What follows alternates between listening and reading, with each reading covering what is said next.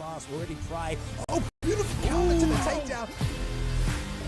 Thank you for joining us tonight. A disadvantage was Zayef, but then he... Waiting too much on Trixie. Nice shooting, good turning.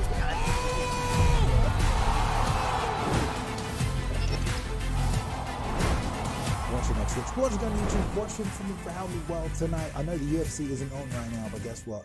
The virtual octagon is here. Ladies and gentlemen, boys and girls, children of all ages, it is Sunday, and you know what that means. It is time for the ESFL Network hosting our 10th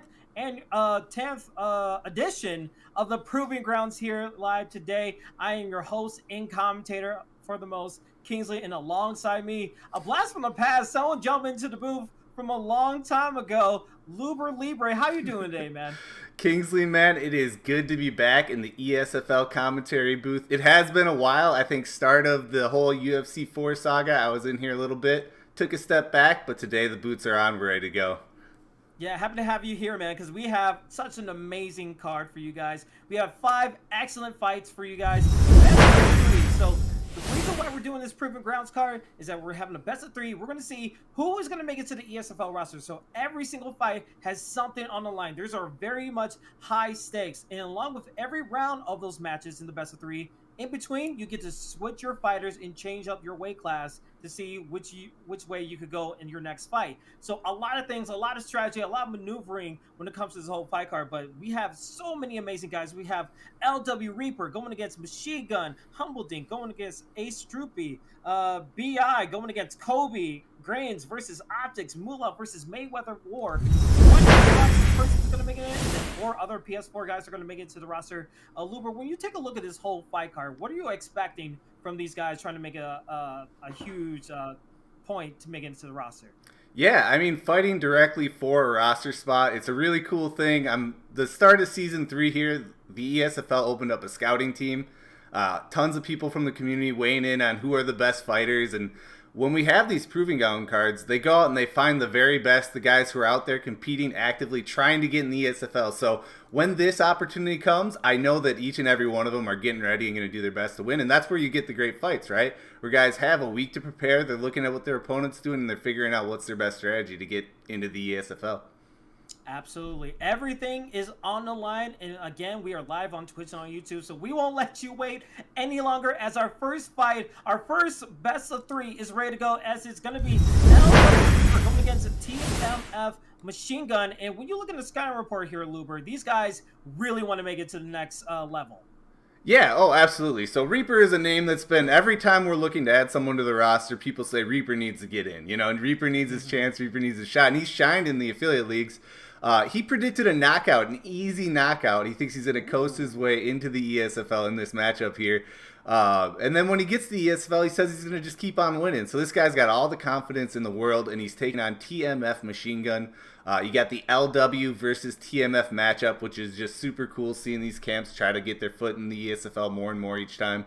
On Machine Gun's end, he said he knew he was going to get offered a spot in Proving Grounds, and he is happy it finally came. He's fought Reaper before in primetime, and even though Reaper came out on the other end, he predicts that this time Machine Gun predicts he will come out ahead in the 2nd or 3rd round, really pull away on the cardio game. So keep an eye out for that. And then he also says he's an entertaining fighter, and he's going to win over the fans tonight with his performance. So it's trying to win, of course, but you got both sides of the coin here. He's trying to win, he's trying to put on a show, and you just love to see that. Absolutely, and he has an entertaining fighter to do it. Justin Gaethje being used possibly for Machine Gun. We know that he's a kickboxer. He has very skilled striking and kicks. And along with Reaper hovering over to Dustin Poirier in the lightweight division. We know Dustin Poirier is no slouch in that department, striking well. So I feel like we might have a barn burner for the side. But another thing that you point out, he's talking about that in prime time, Reaper was able to get the victory in that best of 1. This is a whole different beast. This is under the ESFL umbrella, and then unlike one fight where anything could possibly happen, you could get caught in one moment. This is the chance where even though you put in all the work, all the lab work, all the practice going into this fight right here, you still have another chance, and you have more analysis and data that you can have if it goes to a second fight, or heck, even a tiebreaker. So a lot of things could possibly happen as we're still waiting for these guys to get ready and hopefully ready up. We know in the lightweight division, there's a lot of excellent fighters to use. So what is your thought process when you look in this division? Where would you possibly go? Well, I'm pretty surprised to see the Gaethje pick come out. You know, he was a pretty strong meta choice back in the start of the UFC 4 game cycle. His power is always going to be dangerous, just great striking in general, you know, those leg kicks coming out fierce. But he's really fallen off, and I'm not sure if this is, you know, really considered a meta pick at this point. A couple stat nerfs in some of his matches, but he had that entertaining bout with Michael Chandler, and so maybe just kind of, like we said, he's going to be playing up to the crowd. He wants to put on a show, and as you said, Justin Gaethje is the way to do that. Absolutely. Again, Reaper is using Dustin Poirier in the blue trunks and red gloves, while Machine Gun is in the black trunks and the blue gloves using Justin Gaethje. This is your first fight of ESFL Proving Grounds 10. Here we go. And already a nice combination to the body. Land some uppercuts to the body for Reaper, and that's what you kind of need to do. You need to change things up. Use those leg kicks. Use those body shots. Don't be one-dimensional with your striking right here, Reaper. Oh, yeah, and using Dustin Poirier, once you get those combinations rolling, once you hit that flow state, you can really steamroll your opponent. So working the body earlier, making sure you're landing punches, not missing, it's going to pay off as he goes through this fight. Absolutely. Both guys trading in the pocket right here. Nice slip from Reaper, but able to get punished with a left hook from Machine Gun in the knee. Vicious knee landing for Reaper, able to catch his opponent in Machine Gun. Now Machine Gun getting hit a bunch, and that head health is going to halfway for him. Machine Gun trying to put on the pressure, but he needs to not get caught in those situations. Yeah, it's a risky game standing in the pocket for either of these guys. You got the power coming back, one good uppercut like we saw there, like you said, half his head health gone, just like that. You know, if he follows it up with another strike, lands clean, that's a knockdown or even a knockout with the ground and pound. So very risky game for both these guys, but they know what they're doing in tight. Yeah, and we saw that body shot, but it was a pull into, I think, an elbow, which landed very nicely on Gaethje's head. And right now, we're seeing Reaper doing such a nice job. He's not trying to get super aggressive, but he's using that uppercut, just not in range. And with the slip right there, able to get some punishes, but Machine Gun still attacking the legs, trying to find his way back in, trying to find his own slip to find his way in avenue. But again, the slips are just working so nicely for Reaper, just getting some nice, clean combinations of good punishes. Yeah, I see Machine Gun. He's throwing that leg kick when he thinks Reaper's going to back out, but Reaper is not backing out. He's stepping forward and throwing bombs. So very dangerous game. I mean, Reaper is taking away the leg kicks by staying in tight like this. Let's see what happens when they start fighting at range. Yeah, and already we're seeing just people, both fighters standing face to face with each other, trying to find a way. A nice body shot to just deplete the stamina of Reaper, using a lot. And you see Machine Gun having the stamina advantage right here. Trying to land an uppercut. Oh, almost a takedown attempt. The first one. I didn't think we were going to see it. But that's a good way to just bait it out, trying to get your opponent thinking and add a little bit more dimensions to his game right there. Oh, yeah. Sometimes I feel like even just threatening with the takedown, that reaction you get their brain off what they're already thinking about, resets their strategy, and that allows you to find your own rhythm and start taking the lead. So I think that's what Reaper wants to do. He wants to fight with, you know, start the combination, react to the response, and lead the dance. But right now they are on the ground. Yeah, and they're on the ground. And a very good takedown defense from Machine Gun, able to reverse it and get a takedown himself. So very interesting wrinkle what we're going to be seeing here for the last 30 seconds of the first round right here. Machine Gun trying to get a little bit of the offensive. Let's see if he gets a posture up opportunity right here. But into the rubber guard, and that's the part of Reaper doing a nice job. Nice reversal, but not going to have much time to really get any damage. He gets that nice forearm right there, and that will be the end of the first round. Very much a back and forth. Just a lot of attacks from both sides. How's your feeling going that second round right here? If I was either guy, I would not feel great about winning the round. I think we saw that a little bit of a stamina advantage was built up for Machine Gun. He has the advantage there, but not much. Not so much that he can run away with it. The takedown attempt didn't really score much damage. I did like seeing that rubber guard come out. We saw the hammer guard in full effect yesterday. Strong technique there, and he's able to get the sweep with it. So very, very even round. Okay, and here we are, the second round. Again, Reaper using Dustin Poirier in the red gloves, Machine Gun in the blue gloves as well. Whoever wins this will have the win, but won't have the victory or the ESFL roster spot. You need to win two to get in.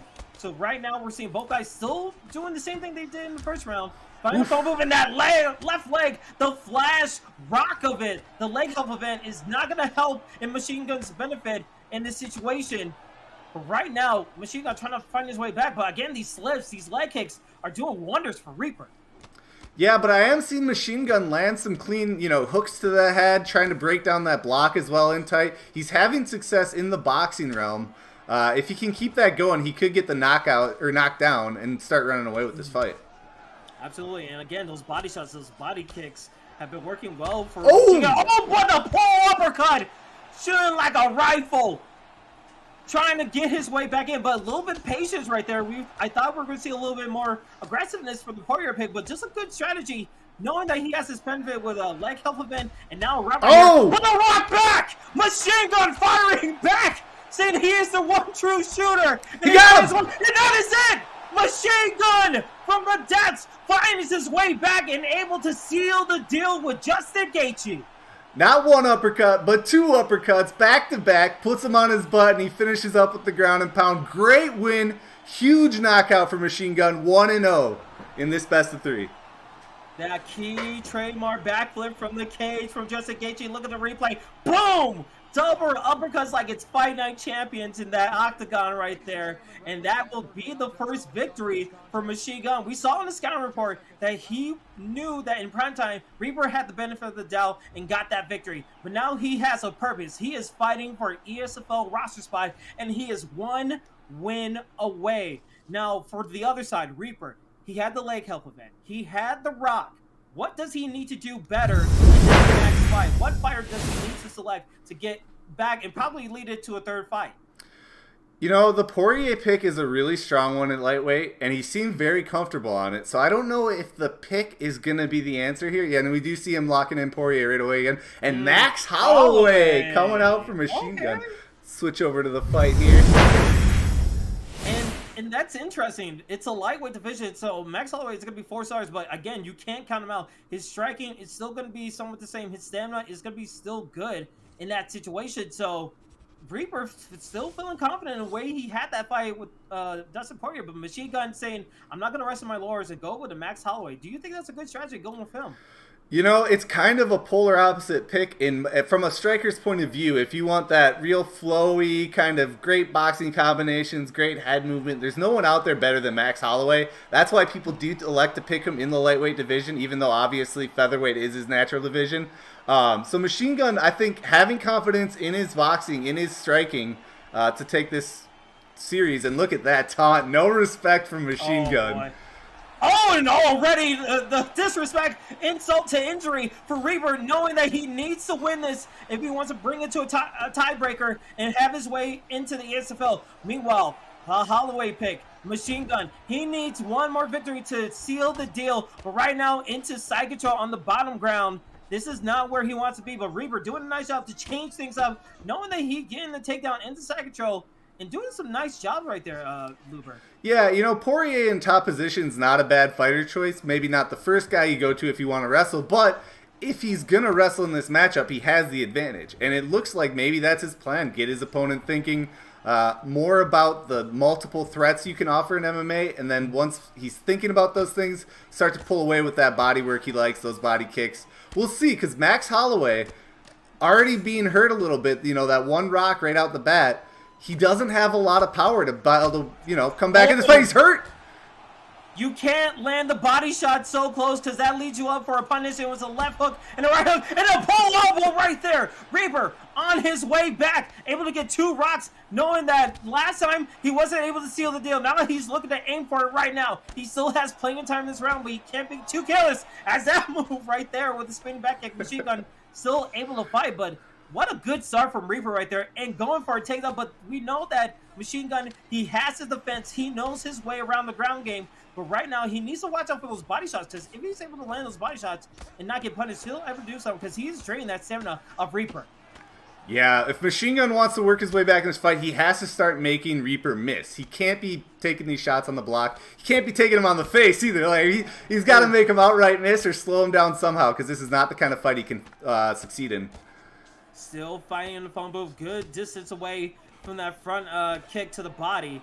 Right now, trying to get a pull of his own. Machine Gun does, and he gets a check. But again, those moments right there, that could have been another rock with a nice combination for Reaper. But Reaper is taking his time, taking the patience, trying to get the takedown right here. He does into side control again, and that has been the move of the fight for Reaper right there. Yeah, second clean takedown in the fight. I keep going back to the opening sequence where Machine Gun taunted him. Sometimes you have your opponent's respect, and sometimes you got to earn the respect. Right now, I think Reaper is earning that respect.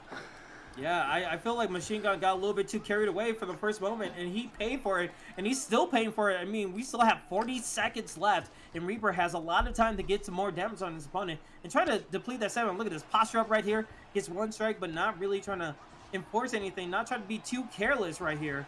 But a reverse right there, 20 seconds left. Machine Gun could get some damage. He has time for one pot drop opportunity, but it seems like we will go into the second round right here, possibly, but a reversal before the end. But man, what a whirlwind of a round right there. That has to go to Reaper, but again, it could be still anyone's fight going to the second round right here, Luber. Yeah, their stamina is pretty even. So in a 3-round fight, even stamina, there's definitely a lot of potential for Machine Gun to come back. 1 round down is not a huge deal in fights. You know, we usually see a finish in the second or third round in this game. So definitely at the pace they're going, I think Machine Gun's got a chance, but he's got a lot of work to do. Got a lot of work to do. Again, Reaper, he needs one more victory to bring it to a tiebreaker. But if Machine Gun wins this, it is all over for Reaper, and Machine Gun will get that ESFL roster spot. And right now, into the clinch, trying to get his opponent's back to gate. Trying to go for a hip toss right there. Not able to get it. Reaper using a lot of stamina and getting hit to the body. And we know Max Holloway, he could go on for days and days just like an Energizer Bunny. And with the total strikes landing, 45 in favor of Dustin Poirier, but to 38 and another takedown. I think the 4th takedown that we've seen in this fight right here, and Reaper just going to work. Yeah, pretty clean performance so far from Reaper, really taking advantage of the strengths and also changing up the style of fight from the previous one, right? Where he was a little more willing to trade inside, in tight, even against Justin Gaethje, now respecting what Machine Gun can do in that spot and just winning the points, right? And so if we're going to a decision at this rate, Reaper should win pretty clean. Yeah, and that's the thing about it. With the best of one, when it's only one fight, you get the ESFL jitters. You need time to reacclimate into the virtual octagon to get in your rhythm. When you have that second fight, now you have a feeling and you know what you need to do. As you see, uppercut! You duck down, you go to sleep, and we will have a tiebreaker coming up, ladies and gentlemen, as we see Reaper making the victory and going in knockout fashion right there. Oh, yeah. Just a dominant performance, start to finish there from Reaper. I think that we're going to see a different pick come out from Machine Gun. I can't say that, you know, if it had been a mirror match, the way those two were playing, who knows if Reaper could have, you know, still pulled out that kind of performance. He looked very good. So maybe that first fight was just a wake-up call for him. Maybe, you know, fighter picks aside, Reaper, who may have been the favorite coming into this based on, you know, what our scouts have said, what the community has said, he just needed to take that first loss to kind of realize, okay, it's time for my A game. It's the ESFL. Let's do this thing. Yeah, and that's one thing. We saw Machine Gun. He did taunt in that first round. He felt really confident, and now he's in a tiebreaker, and anything is possible right here. You have to throw all the rule books out of the way. You need to just focus on your rhythm, focus on what you can do, and we're going to have a mirror match, ladies and gentlemen. Dustin Poirier on both sides, and we know how consistent Reaper is with his Dustin Poirier, and the one key thing, the difference between the both fighters is just the takedowns in the ground game. Can Reaper do that again, or will we see Machine Gun find his way back and keep it standing up? With the Poirier pick, I think the takedown defense for Machine Gun is going to be a little bit stronger. I'm not sure what the stats are per se, but you have a little bit more power threat, so diving on the legs the way Reaper was in the first fight, it's a little more dangerous. So I think we'll see a striking battle here, to be honest. And look at that, 2 respects coming out.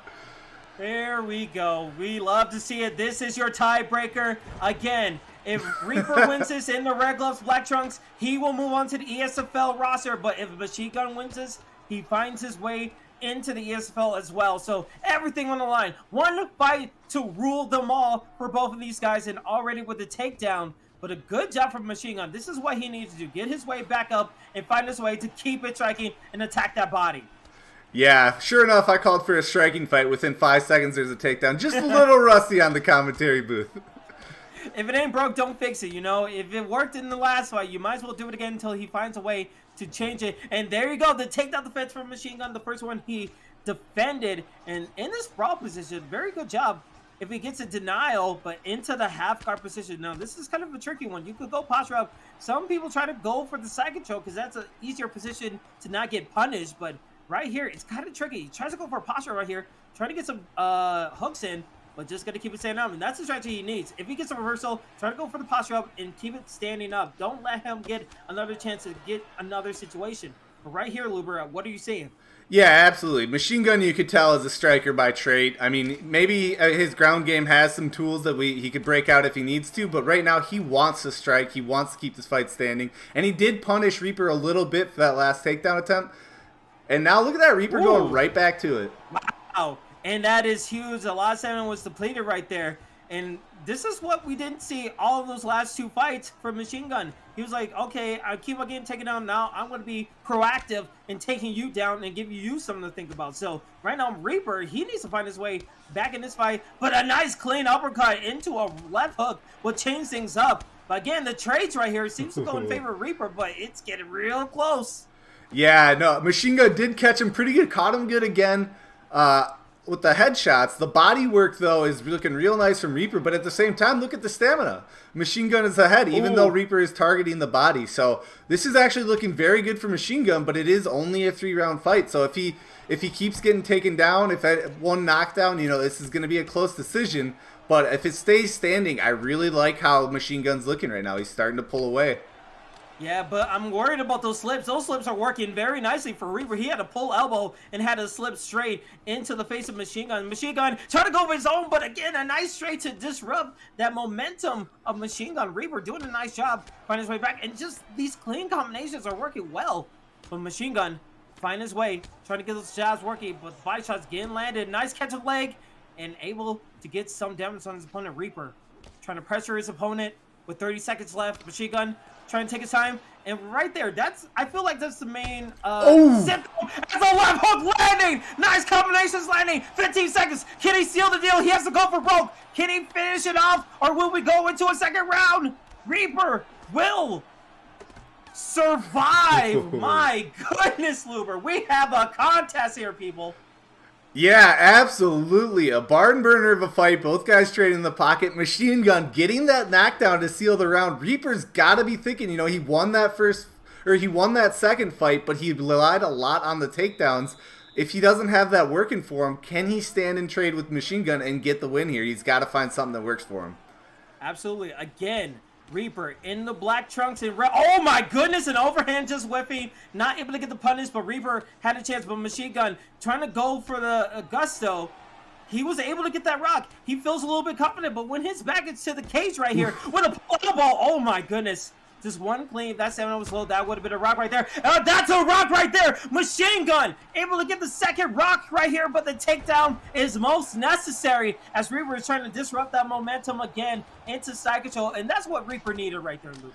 Yeah, it's a good takedown, but we've seen solid defense out of Machine Gun, not trying to do too much on the ground, just getting a couple denials and getting back to the feet, maybe a reversal here or there.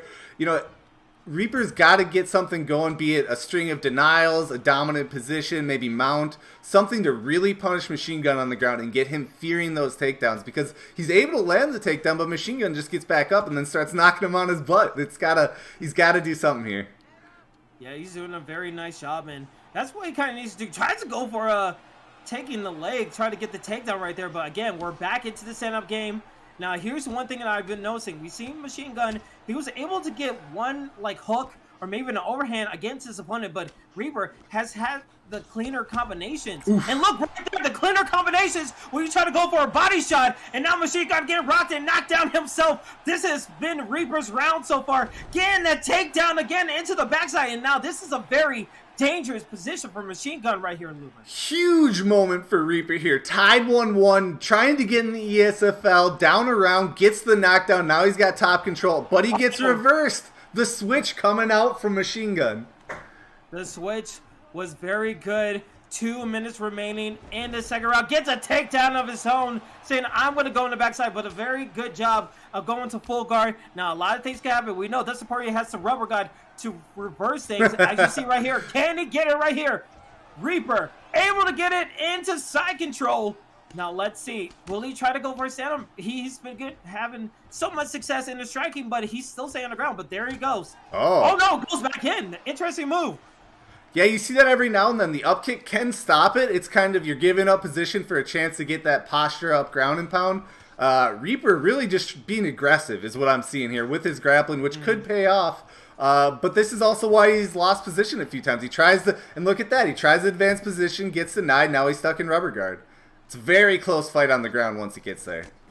Very, very close. We saw a knockdown and a rock for Reaper. If it goes to the third round, we could potentially see a 1-1 going to the third right here. But right now, we're still in the thick of things. In the full guard, push into half guard from Reaper, excuse me. Reaper getting a nice denial right there with 15 seconds. Is he going to try to go for a posture up? He doesn't have enough stamina, but a submission attempt just to get some momentum into the third and final round. Luber, this has been one heck of a fight right here. Both guys won it. Yeah, 1-1 in the series, 1-1 in the rounds by my books. I think we're going to need to look at the stats here. Yeah, almost certainly 1-1 in the rounds. I don't know, man. I think that the momentum, as you said, was in Reaper's favor, and he had that dominant performance in fight 2. This is where Machine Gun's got to dig deep and find that, find that idea, find that spark, find that read, like a pull elbow. Like a pull elbow. Right with a right hook, landing, connecting. He won the second fight like this. Can he do it? Can he finish it? Just a sliver. It is non-existent for the head health. Reaper able to stay in, but Machine Gun knowing that this is where you have to go for it. Throw the kitchen sink. It is mom spaghetti time, but with a reversal right there for the rubber guard. Reaper able to survive, find his way back. Will he go back to stand up? He will. But this is what he needs to do. 78 to 76. Total strikes landed. So close. You could cut it with a knife right here. Here we go. Tries to go for a jab right there. Uppercut not landing. Stamina very low. Tag at the body. Machine Gun knowing that he has a chance. But both guys, one mistake can prove to be the difference right here, Luber. Oh, the pulls not landing. They're pulling the pulls. They're breaking out all the tricks, man. One punch away from an ESFL roster spot. It's Machine Gun's fight to lose at this point. 2 rounds to 1, but 3 minutes left in the round for Reaper to get something done. Yeah, he got that knockdown earlier in this third round right here. Reaper, he needs to answer back. Try to go for a head kick. Oh, but the switch! And it hits! It connects! Oh, Machine Gun knocking on the door! He's pouring up! The body. He's got knocked down again! Reaper on his last legs! Machine Gun! Can he rapid fire his way into the ESFL? Reaper knocking on Death Star, trying to find his way back, trying to go for these pulls and slips, but that takedown, can he land it? Not really. Huge denial. Right there, Luber. Huge denial. Keep it on the feet. That's Reaper's only chance right now. The stamina is low for both men. Obvious advantage for Machine Gun, but Reaper can do this. Oh, he's just got to find the shot that lands. Get the rock, finish the fight. It's there. He's just got to find it. Do we see a flying knee? Do we see an overhand landing? A head kick possibly. Hooks have been landing very nicely. The pulls. We see Reaper. He's trying to telegraph it. He wants that pull. Oh, but the body. Try to do a pull. Get hit by. It hurts a lot. Stamina very low. 1:20 left in the third and final round. This tiebreaker. Reaper. He needs to get a knockdown. Even 2 knockdowns. Machine Gun. He could probably hold this round in the bank. He can't be too careless. But with 1 minute, tries to go for a takedown. Doesn't get it. That Sam's but he does. He does. He does get it there. Huge takedown. That was a second effort. They denied the first turn, but he had enough stamina to get the second. Gets a takedown, but they're on their feet again. Here we go. Buckle your seatbelts, ladies and gentlemen. You're about to see something insane with 30 seconds left. Reaper, an elbow. Machine Gun.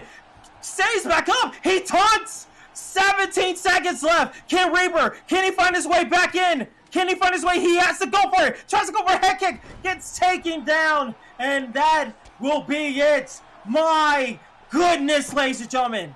Holy moly, what a fight that was with everything on the line. Both guys down to the wire. I want to say it's Machine Gun's fight, but let's see what the judges have to say about it. Yeah, we will get to see it, but look at these replays right here. We saw Reaper having his opportunities in the ground game, maybe staying a little bit too long in the ground game, trying to go for the strikes, but Machine Gun doing such a nice job with his striking. Now let's go to Bruce Buffer with the results. We go to the judges' scorecards for decision. All three judges scored this contest 29-28. 29-28. A unanimous decision. Dustin. There it is, Machine Gun. Welcome to the ESFL. Absolute war of a series. Congrats, young man. Amazing. Kudos for both of those fighters. That is what we want to see in the ESFL. It was such an amazing fight. It went down to the wire. It went to the last freaking round for both of those guys. Hopefully we get to see Reaper in the future, because I feel like he definitely deserved a chance. Put on such an amazing show, but Machine Gun, the man of the hour, making that victory, coming back. We saw Reaper, he was able to get that second fight, but Machine Gun able to just learn, not taunt as much, knew what he needed to do, and able to answer back. But my God, if we have that fight, I can't wait to see what happens in our next 4 fights, because that was absolutely a perfect way to start off this Sunday. Yeah, how tight is the margin to get in the ESFL right now? Guys who are not on the roster, who are right there, ready to go. You saw so many skills on display. If I got one piece of advice for both gentlemen, talk to Hammer. Learn the rubber guard. Huge tool. Learn those denials. But no, amazing fight. Welcome to the ESFL Machine Gun. I'm excited to see what he's going to do. He said he wants to win over the fans. He said he wants to be an exciting fighter, and I think we just saw the first taste of that. Oh, if you want someone new to root for in the ESFL, I think you might have found your guy in that first fight. But speaking of so many fights that we have to keep this thing moving and keep the hype going, because our second fight is ready to go in the fighter selection screen. It is going to be Humble Dink going against Ace Droopy. These guys are working in the welterweight division possibly, but these guys, they want to be just like Machine Gun and make their way into the ESFL roster in the Sky Report. Oh, yeah. It's Ace Droopy is somebody who's been hanging out and trying to get in the ESFL, but he was not expecting the call here. He wasn't really thinking like, okay, my time's right around the corner. But when the scouts saw what he had to bring to the table, they wanted to give him a shot at this. And he said the fight's going to end quick. He thinks he's just going to walk through his opponent. And then when he gets to the ESFL, he says he's going to bring in lots of beautiful technical fights. And this guy, Ace Droopy, he's one of the top 8 players in Russia. He is somebody who, we don't see that player base a lot, but when we do, they always bring good fights. And then across from him is somebody a lot of people know very well, KIA Humble Dink, a pillar of the community, a big part of what Primetime is doing over there on their side of things, but also a very high-level fighter, and he's been actively competing in Primetime, staying up with the competitive scene. He knows he's going to get pressure from his opponent. He's ready for the matchup. And then when he gets to the ESFL, he's going to try to head kick everyone, he says. That is his way to play. So we'll see if he can do it in this fight. Yeah, and this is the story between these guys. Ace Droopy, he's a newcomer. He wants to make his first appearance in the ESFL. While Humble Dink, he wants to make his way back. He is seeking redemption in this second fight right here. And he has a good person to pick with. George St. Pierre, being used by Humble Dink, while on the opposite side, Ace Droopy using Kamaru Usman. Here we go. This is your second fight of ESFL Proving Grounds live here on Twitch and on YouTube. I am your commentator, Kingsley. Alongside me is Looper Libre for the color commentary. Here we go. And somewhat of a different kind of pace in this fight. We see a little bit fighting in the phone booth, but not really much of the aggression that we saw in that first fight, but just a little bit more patience and technical striking that we're possibly going to be seeing in this fight. Yeah, Droopy described himself as a technical fighter. I think you can see with their fighter choices, they wanted that full MMA skill set, right? You want the grappling to go with your striking. Ooh. I love this matchup. The legendary George St. Pierre at his best against Kamaru Usman. I'd love to get in real life. We don't have a time machine, so we'll settle for this.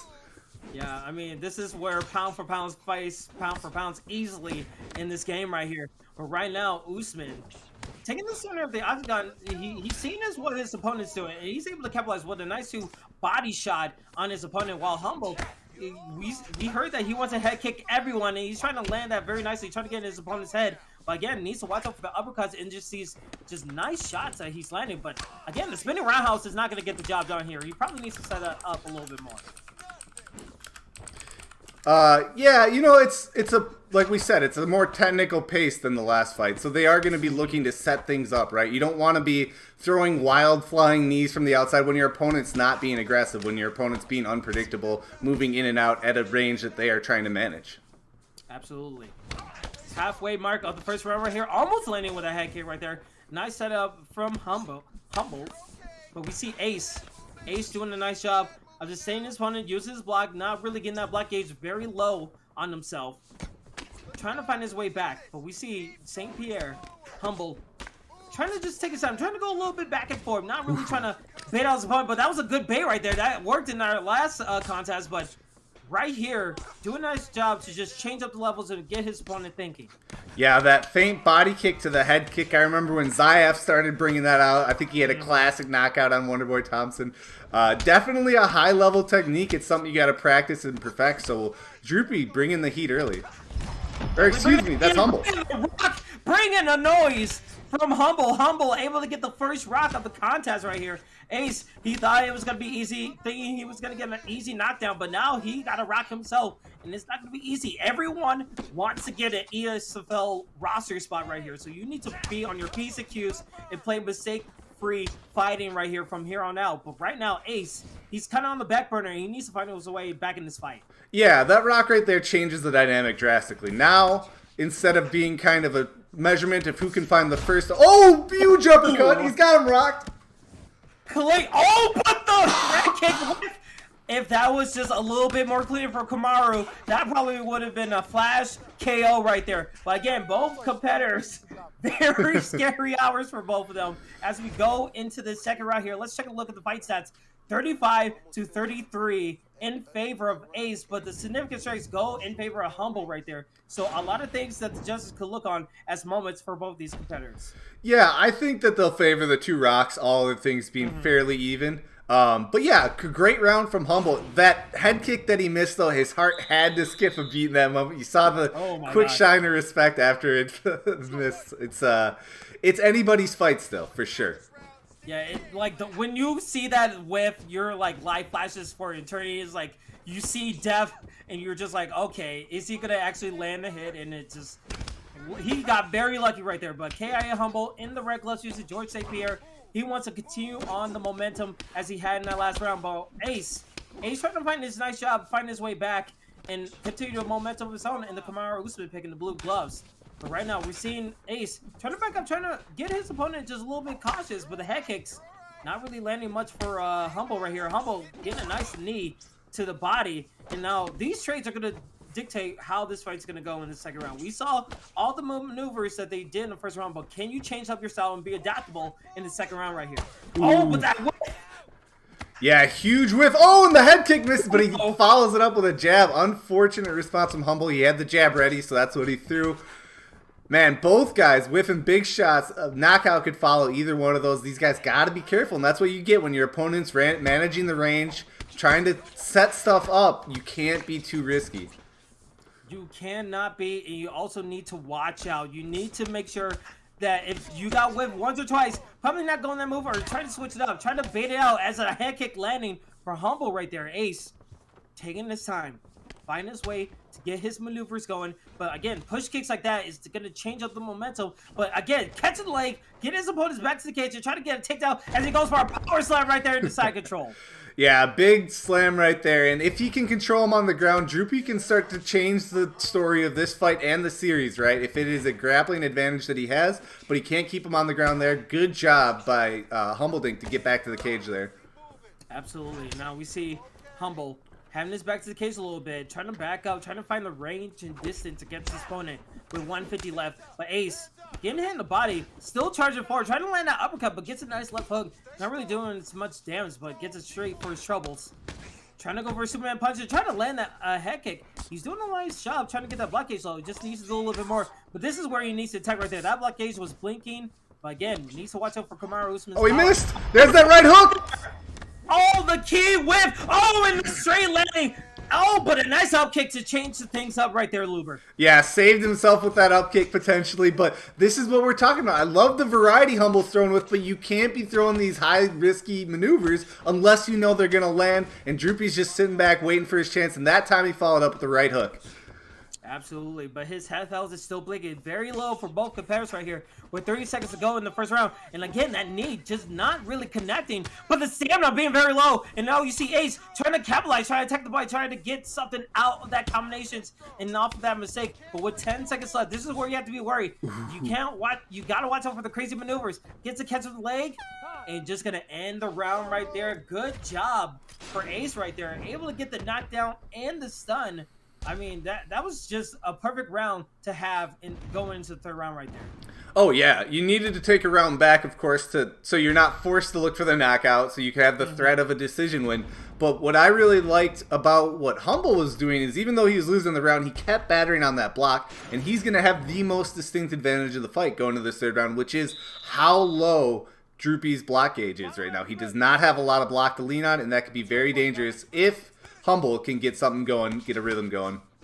How low can you go in this third and final round? Humble is going to try to find an answer right there in the red gloves. Again, Ace Droopy. It's a best of 3. No one's going to the ESFL roster from this contest, but they will have a better chance going to the second fight right here as Usman being used by Ace, trying to find his way in there. Watch it out for his blockade. See the head held. Get a nice hook and a nice duck from that.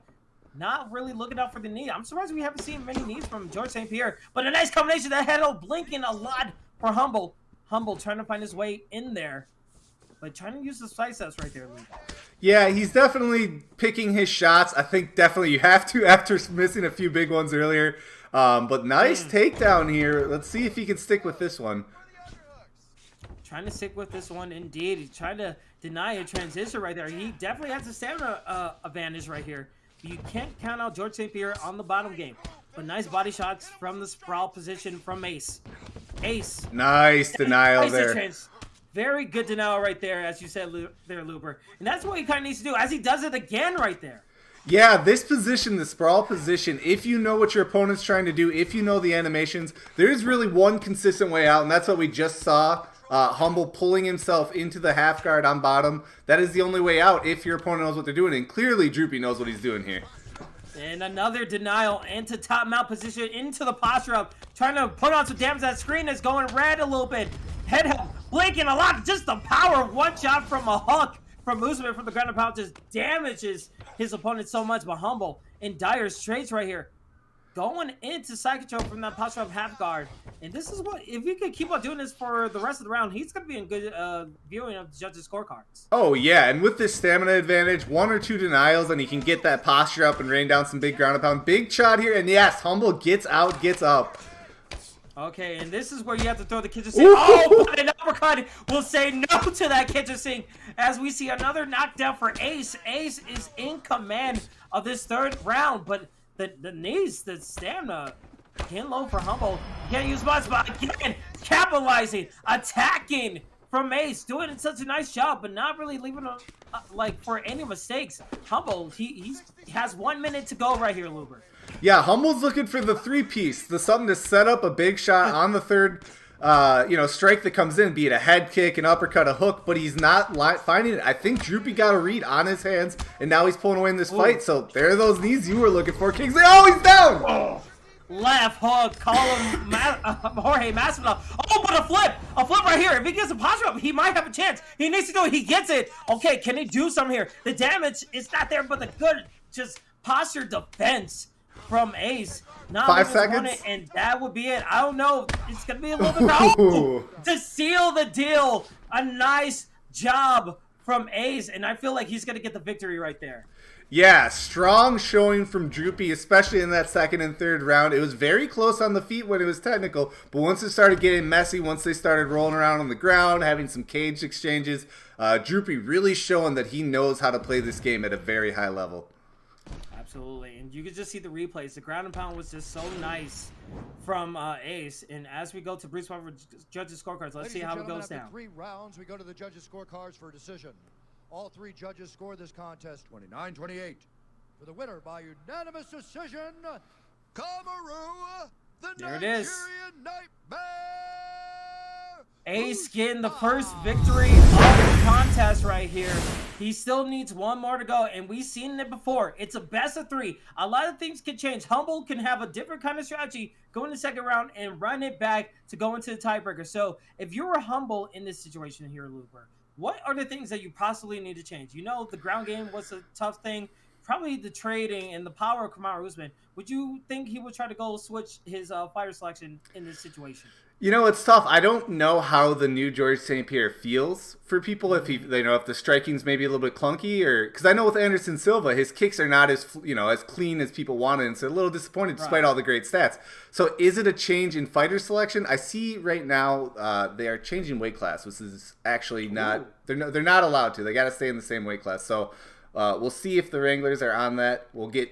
And they also have to change their audio settings, guys. Make sure the crowd volume's on. So while they're figuring all that out, we could talk a little bit more about that matchup. And I think that the thing that we really stuck out was when Droopy did get that grappling going, he was very clean on top. He had some very big denials, especially that denial where, you're sprawled out and the fighter who's on the bottom has the chance to kind of wrestle his way up to the cage, We saw Humble hit that clean, and that is one of the most reliable ways back to the feet. But the second time he tried that, we saw Droopy deny it, which is a very tough denial. You got to time it. You got to know your opponent's going to do it. And that's the sign to somebody who's not only comfortable on the ground, but likes to be there, wants to keep the fight there, fight after fight after fight, and has done it in ranked for now a year plus in UFC 4. So I'm very impressed with Droopy's grappling. How do you keep it out of that realm? How do you keep it standing if you're Humble?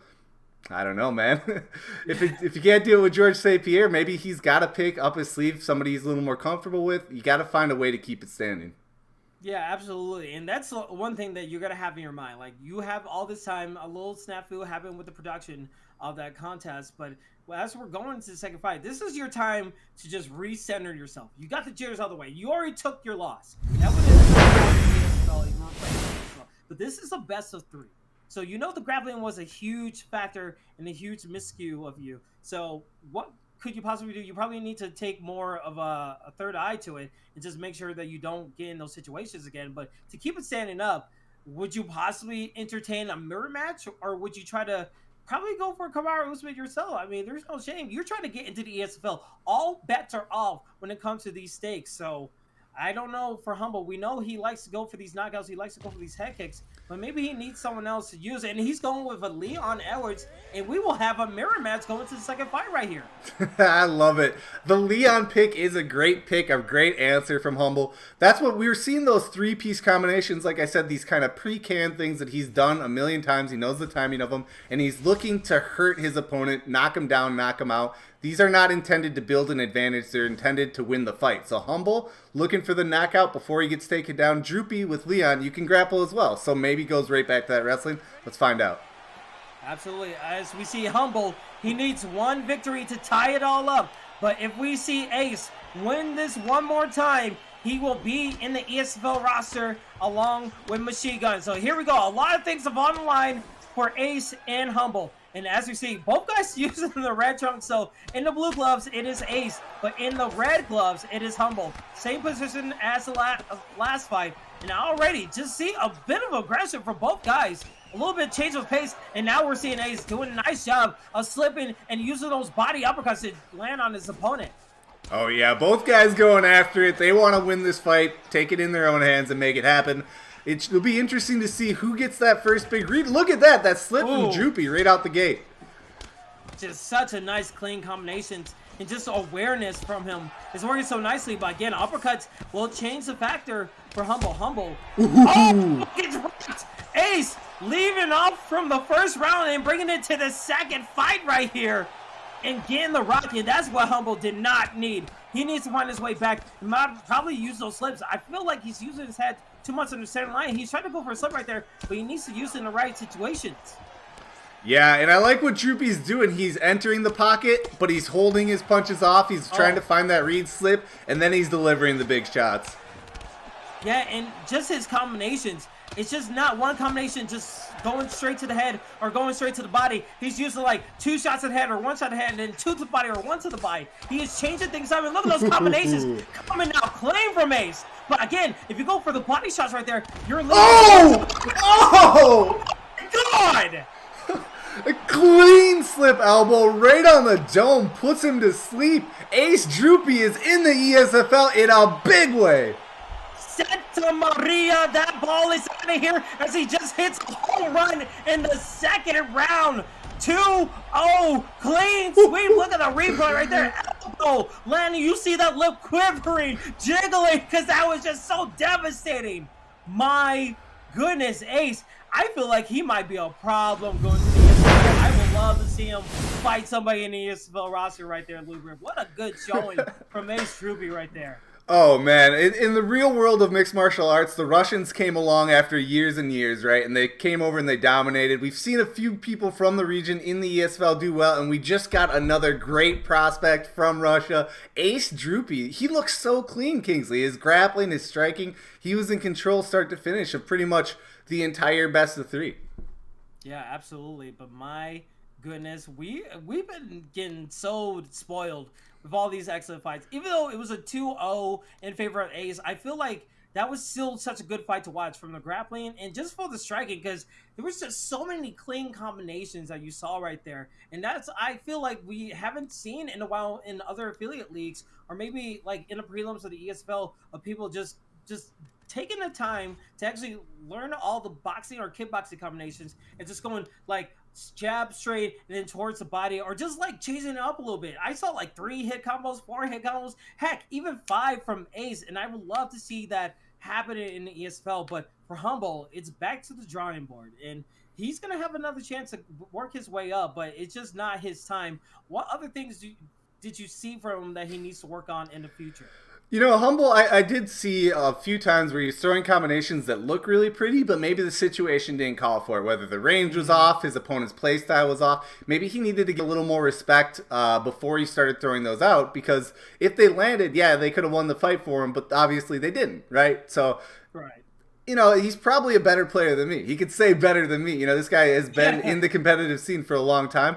But, yeah, the KIA camp is a well-rounded camp. Just keep working at it. Get those hours in. And, you know, he's right there. He's right there. We've seen him compete with some of the best. And, you know, getting slipped and hit by an elbow like that happens to everybody any given day. What we saw, I think, from those fights is just that Droopy is it, man. Droopy's here and he's ready. Yeah, absolutely, and such a good thing, and that's the reason why we're up here in the booth, because we can't pull off the stuff that they do. There's everyone here is such a skilled competitor, and kudos for both guys for putting on such an amazing fight. As we're actually in the halfway of this card right here. We're on to our third fight, as it's going to be BI going against Kobe in the featherweight division, and this is also going to be in the PlayStation side as well. But both guys, they saw what the previous 2 fighters have done in their situation to get into the ESFL. These guys want to make an equal spotlight situation coming into this fight right here. Yeah, from BI, I think, what did we settle on, Kingsley? BI, B? I go with BI because I'm used to saying AJ and I'm like BI, so I go with that. Or just B. Sure. B is always a great letter. Yeah, our wrangling team was able to talk to these guys a little bit before the fight card, and BI was just very humble with his approach. You know, he said he's happy to be invited. He didn't expect it, but it's a great opportunity. He doesn't know what the fight's going to bring. You know, he's just going to try his best. But on the other side, we got Kobe, who just said straight up, I should have been invited a long time ago. I should be in the ESFL. I'm one of the best players in the world. And he thinks he's going to win both these fights by knockout real quick, and he's going to make his way. And, you know, this is his chance to back up those words. If that's where his head's at, it's going to be an exciting matchup here. Absolutely. It's going to be a Daniel Hooker going against a Kevin Qatar. So we know these guys could definitely put on the show right here as we see Herb Dean getting the fighters ready. Again, Kobe in the blue gloves and blue trunks using Qatar as a nice show of respect from both competitors, as we see BI in the white trunks and red gloves using Daniel Hooker, and there's the knee. You need to watch out for those duck downs because it will lead into bad situations already. We're seeing knees and uppercuts already. I already like the pace of this fight right here, Luber. Yeah, the picks themselves, I mean, they're unorthodox picks, but I like both of them, especially now that we see BI bringing out those knees. If that is your play style, if you throw a lot of knees, a lot of elbows, you know, you might catch some grief from some members of the community, but if you're going to do it, use Dan Hooker because the man does it in real life. Elbows, knees, super dangerous, can turn the tide of the fight in one strike. Absolutely, and we see Kobe doing a nice job landing these nice combinations just straight into a body uppercut. Landing very nicely, getting that head held very low and the block gauge low. But Hooker trying to use a lot of those knees. I like the strategy, but you kind of need to change up probably with a leg kick or just land more to the head. But BI getting a nice job trying to get that block gauge low, but a nice push kick from Kobe.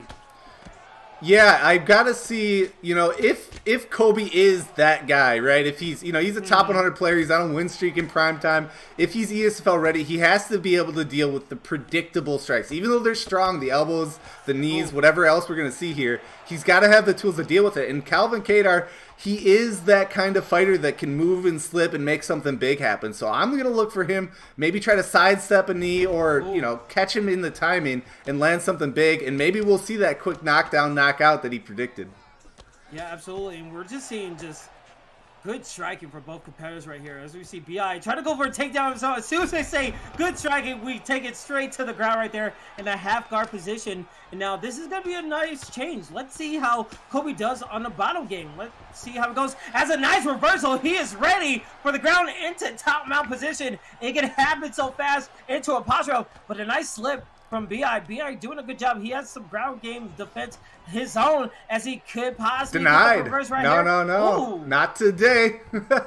Kobe with the rejection. Now he's teeing off on the ground. Do you think BI is regretting that takedown at this moment? He is getting flatlined on the ground. He has to, because that 7 was low, and you know, I don't know much about the submission game of Calvin, but like again, you can never be too cautious with UFC 4 in the submissions. But with 1 minute to go, if you're just Kobe, just take this position, try to get some damage on your opponent, drain that 7 a little bit more from Hooker, make him be sure that if he goes to the ground again, that you have the dominant attributes. But right now in this side control with 38 seconds left, just such a good job of denying transitions and just keeping it into the backside for Kobe. Yeah, and he's sending a message, right? This is a best of 3. He's saying, if we're going to go to the ground, this is what it's going to look like. Are you sure you want to keep throwing takedowns? But look at that. BI with the nice switch, saw the stamina advantage was there, and hits the transition. Nice job, and that would be the end of the first round right there as we go to the second one. We saw takedowns, the first takedown, and we left it all the way there. As we take a look at the fight stats, 47 and 17 in favor of Kobe against his opponent right there. And you have to see Hooker try to do a better job of going in the second round right here. Yeah, I mean, it was a slight advantage for Kobe before the takedown. He got the sweep, landed some ground and pound strikes, pulled away a little bit on the stats side of things. You know, it's one of those close rounds where you don't want to predict what the UFC judges are doing, but Kobe is looking very good right now. Absolutely. Again, BI in the red gloves. Calvin being used by his opponent, Kobe. Kobe still taking it. Oh, going for a takedown of his own. Will he get it? No, it gets denied. BI doing a nice job with his takedown defense and using those knees very nicely. That's been his move so far. He's trying to change up the situation, but a nice slip into a hook from the right side. And that's what BI needs to do. He needs to find his way and get his avenues and just change it up. He goes for a knee and elbow, and that's what he kind of needs to do. BI needs to find his way to get his striking going. Yeah, he's working the block. He almost got through with that overhand, the nice rangy overhand from Dan Hooker. BI's holding his own in this round for sure. Yeah, absolutely. And one key thing, we saw his uppercuts do it nicely because Kobe likes to duck down a lot in this situation. So those knees and those uppercuts could land very nicely and probably get a flash KO. But with his block gauge being low, let's see what he does in the panic state. But right now, he's doing a good job getting a strike. And he got the block gauge low and the head held blinking. Oh, and a nice push to the body. Nice job. Kick landing. Nice job from Kobe, shooting his shot, trying to get the victory right here. He needs one more punch, but doesn't get it. Good job from Kobe so far. So much damage done in that sequence. You can see the body health, the head health, the stamina, everything in Kobe's favor right now. Huge sequence there. And what I liked is he made an adjustment. He saw BI using head movement in the pocket, so he went to the body, set up some big strikes, and then, like you said, those mix. Oh, he's a big uppercut.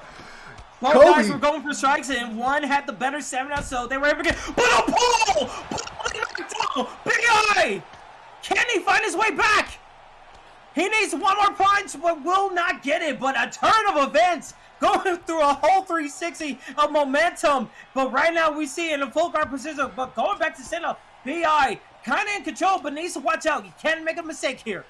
This is the best sport. This is the best esport in the world. Oh my goodness. Oh boy, a rock. Kobe said, "Nah, I will get the rock back." With 105 left in the second round right here. Oh! What the front kick! Anderson Silva-esque, but not able to get the knockdown. And now we're just going back and forth with the rocks here, Luber. Anything is possible in this situation. Kicks, punches. Pretty soon we'll see the kitchen sink come out. These guys are beating the crap out of each other. They are putting themselves at risk trying to find the knockout. This is an amazing fight. We are going to lose our voices by the end of this fight card. I can already guarantee these fights have been nothing but bangers. Try to go for overhand right there, B.I. does, but not really in range. Kobe with 10 seconds. Not really. Oh, he's going to show nice respect, and that's what we like to see.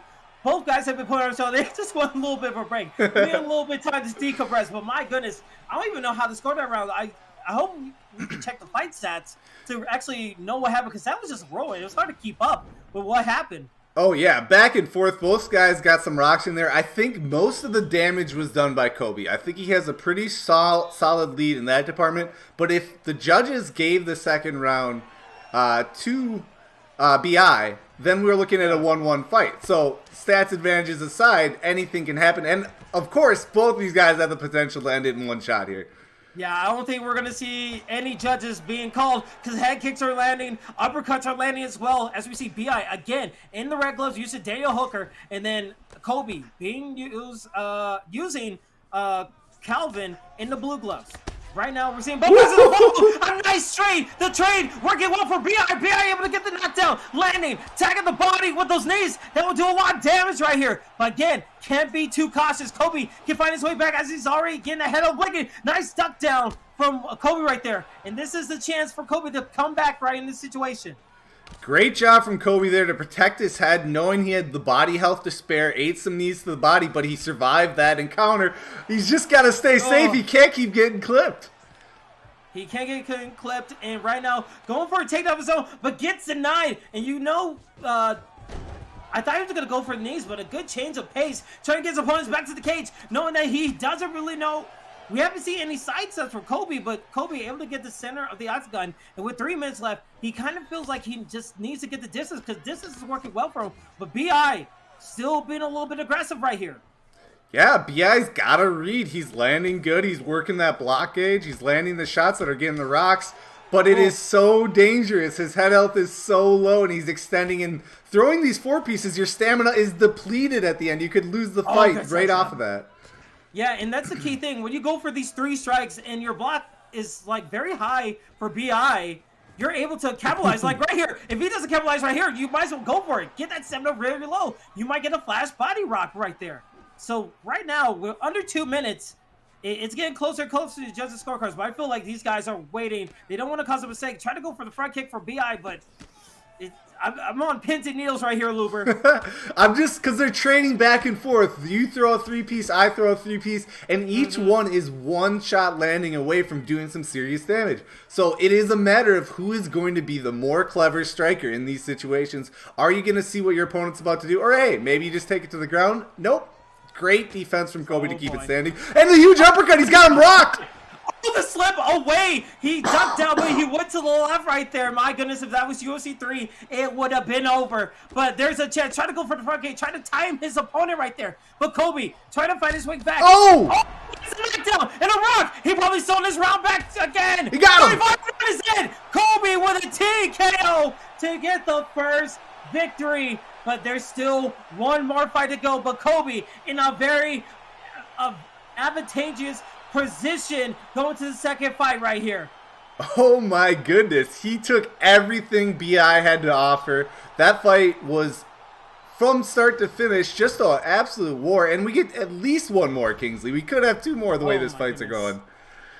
It could have gone either way. But Kobe shooting his shot, saying, Kobe, with this left hook landing into the straight. I mean, that's the way you want to do it. A very entertaining fight. But again, this could be anyone's fight going into the second fight right here, because B.I., he has some opportunities, and now he has a read on his opponent. Will he stay with the Daniel Hooker pick, or will he go somewhere else? I am interested to see what happens in the second fight right here. But again, round 1 goes to Kobe. If Kobe gets one more, he is into the ESFL. But if he loses, he still has another chance in that tiebreaker. But anything is possible in this contest.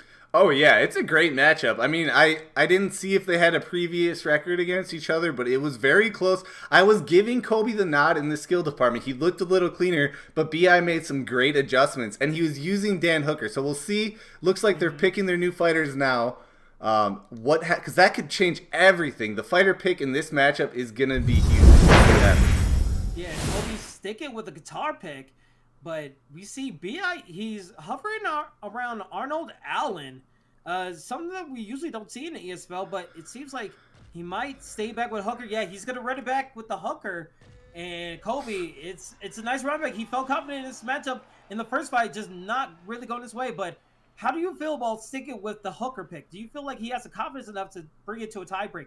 Well, we've seen the community is really starting to embrace gentlemen's agreements when it comes to fighter picks. I think they, the meta being fairly stagnant at this point in the game cycle, they want to see some variety, or maybe these guys are just, maybe this is their main fighter. I'm not sure the full story on it, but I like it because that last fight was amazing, and we're going to get another one right here.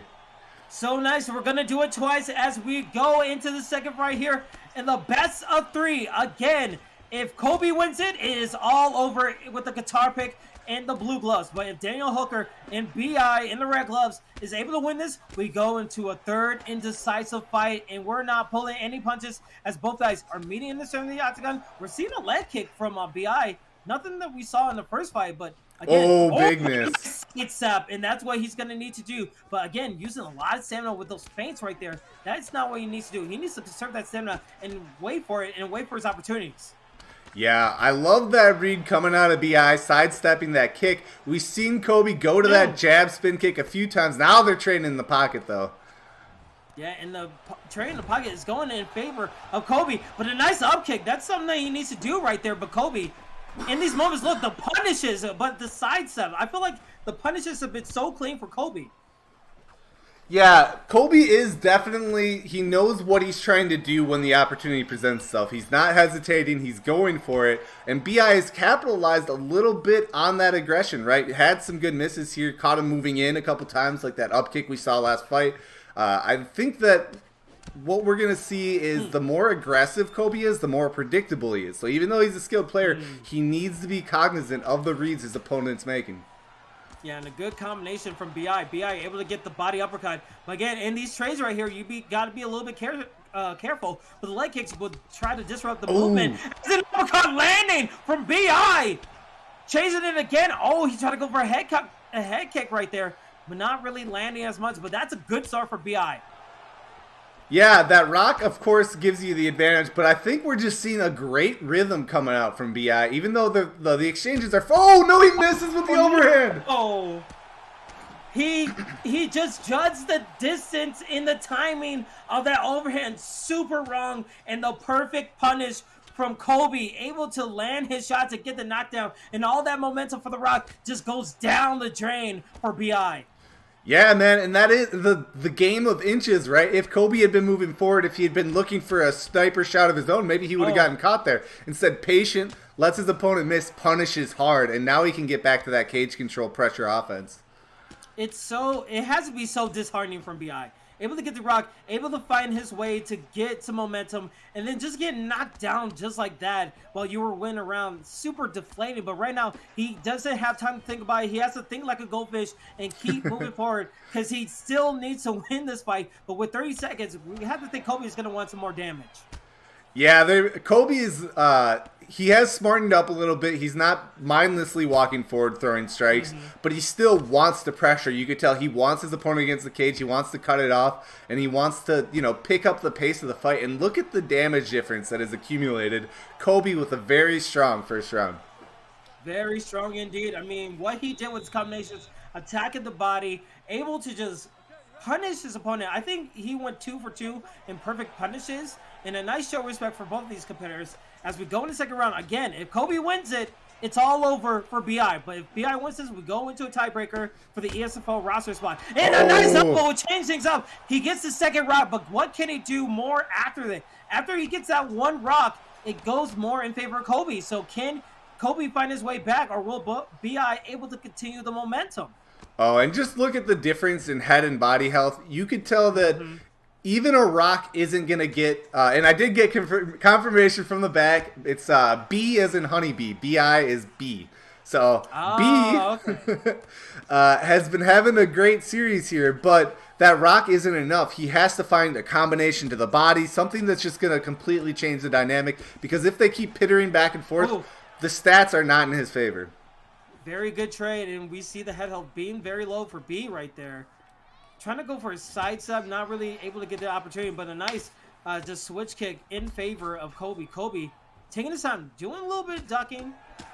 Get the combination, and those are the things that he needs to watch out for. The knees, the body shots, in the body straight right there, working so well. And we see B trying to go for a head cut right there. Head kick, not head cut.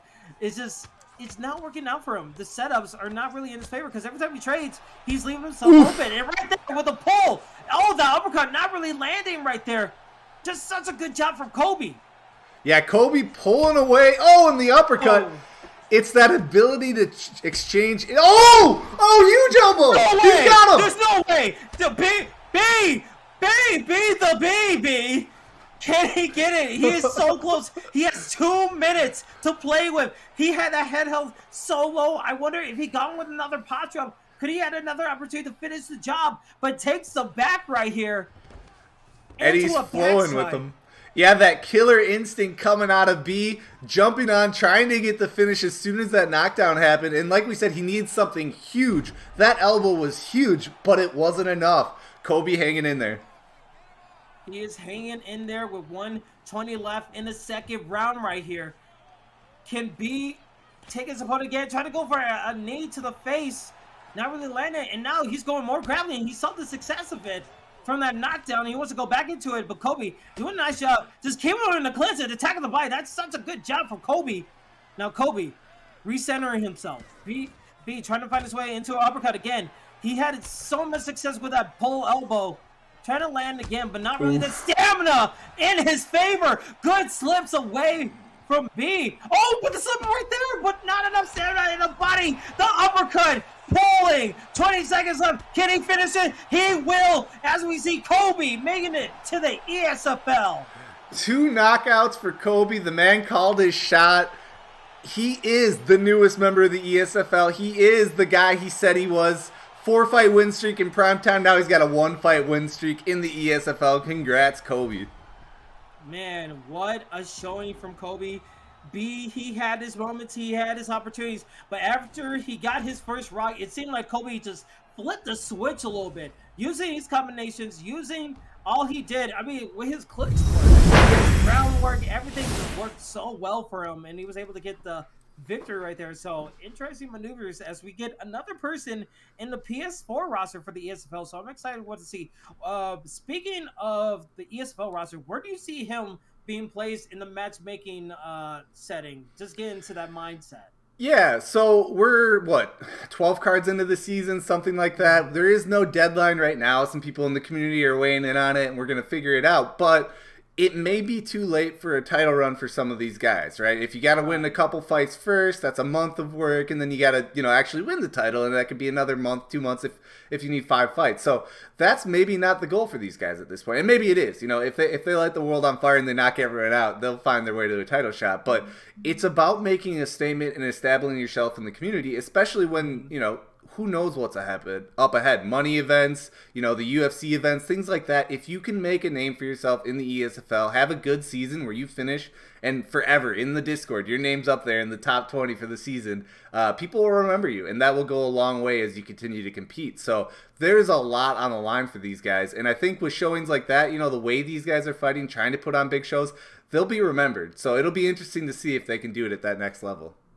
Absolutely. And speaking of next level, we are talking about the ESFL. We are live on Twitch and on YouTube, hosting our usual Sunday cards for the ESFL. This is one of the ones that we have Proving Grounds. We usually have Fight Night Champion cards along with 80X for the PlayStation and Xbox side, and some of our affiliate leagues from the UFL, IXC, Primetime MMA, so many others that we showcase on these Sundays. But on Saturdays, it's our big main ESFL number cards, and next Saturday we have a doozy of one coming up. It's ESFL 132 for the PlayStation side, as we see Zaya making his way back into the main event, going against Bill Actions, and then in the co-main event, Ed Parker making his way back, going against Kratos MMA, who's been kind of on a run, so to speak, in this PS4 card. Yeah, no, great shout to Kratos there. The guy's been looking amazing, but what a test for him. Ed Parker in the co-main event. If you're talking about making a name for yourself and making memories, this is Kratos' shot. I mean, he made some moves in the UFC series, the summer series, made it into there through a qualification tournament, but, you know, really didn't accomplish much outside of that. Then he kind of made his way back into the ESFL, and he has been lighting people up, people he had no right to be beating. So I'm excited to see him continue to shock people and upset those prediction polls. But I have to point out that main event, Zayaf trying to get back in the title shot, taking on Spill Actions, the teammate of the champion Izzy, that CW camp who has so many top fighters. I could see a budding rivalry here. Zayaf versus CW, and this one's a main event 5-rounder. That is something special. And top from bottom, the whole card is amazing. So you definitely would be there next Saturday at 2 p.m. Central Standard Time for that card, because it's going to be absolutely insane on Twitch and on YouTube. And if you ever miss any of the stuff that we have, go on our library. We have it also on Twitch and on YouTube, our full library, to catch you up on this whole amazing season. Starting from what we had, Robin Black. We had amazing fights for you guys. It's been such a great stuff. And if you want to be more involved with the community, join our Discord. We have so many people who love to spar, love to talk UFC 4, and just love to have a good time in this community. So we love to have you guys, and we invite all people who love the game that we love and the sport that we love in mixed martial arts. So definitely a lot of things coming up in the ESFL, a lot of big and better things coming up. But speaking of bigger and better things, we still have 2 more fights to go. It's our co-main event coming up next for the Xbox side. The Xbox roster spot for the ESFL is going to get filled right now in this X fight, as this is going to be TMF Grains going against Optics. And in the scouting report for both these guys, it's looking like these guys are going to be someone to look out for. Yeah, I like that we're getting the Xbox, a little addition on that side. I think that the Xbox roster this season has really stuck out as, you know, the premier, especially in terms of depth. There's just so many players competing in other leagues, and they're beating the crap out of each other. And so we get some fresh blood in there, and we'll see. Maybe these are the guys who can, you know, start to pull away from the pack and really make their name. Especially, I like that we're getting Optics and TMF Grains, because both guys are active in the community and both have been asking for their shot. And the scouts said we need to get these guys a fight. We need to get these guys a chance to make their, you know, impact. And there's no better place than Proving Ground. So it should be a great fight. I think we are having some stream quality issues here. Let's just maybe, let's take a... We'll see if maybe the other player can stream or something like that. In the meantime, Kingsley, what is this, the 4th fight? So I can't believe we've already been through 3 fights. Yeah, like, we have been gone. I said it earlier, but we've been so spoilered with these amazing fights. I mean, going back to the fight card of Proving Grounds 10, I mean, we started off with a massive banger, 2-1, going in favor of Machine Gun, but Reaper, I feel like he deserves somewhat of a chance in the future. And then the second fight, we had Ace doing such a nice job against Humble Dink, who's been in the ESFL before. And then the last fight that we saw, Kobe put on the show, shooting his shot and making his way to the ESFL roster. I mean, all those 3 fights that we've seen so far, Luber, what fight took you by surprise or really got you excited about what's coming up for the future of the new era of the ESFL? Yeah, well, I lost my voice probably about 5 minutes into this whole card. That start with Reaper and Machine Gun going back and forth. I mean, holy crap. I got messages in my inbox already like, hey, can we get both guys in?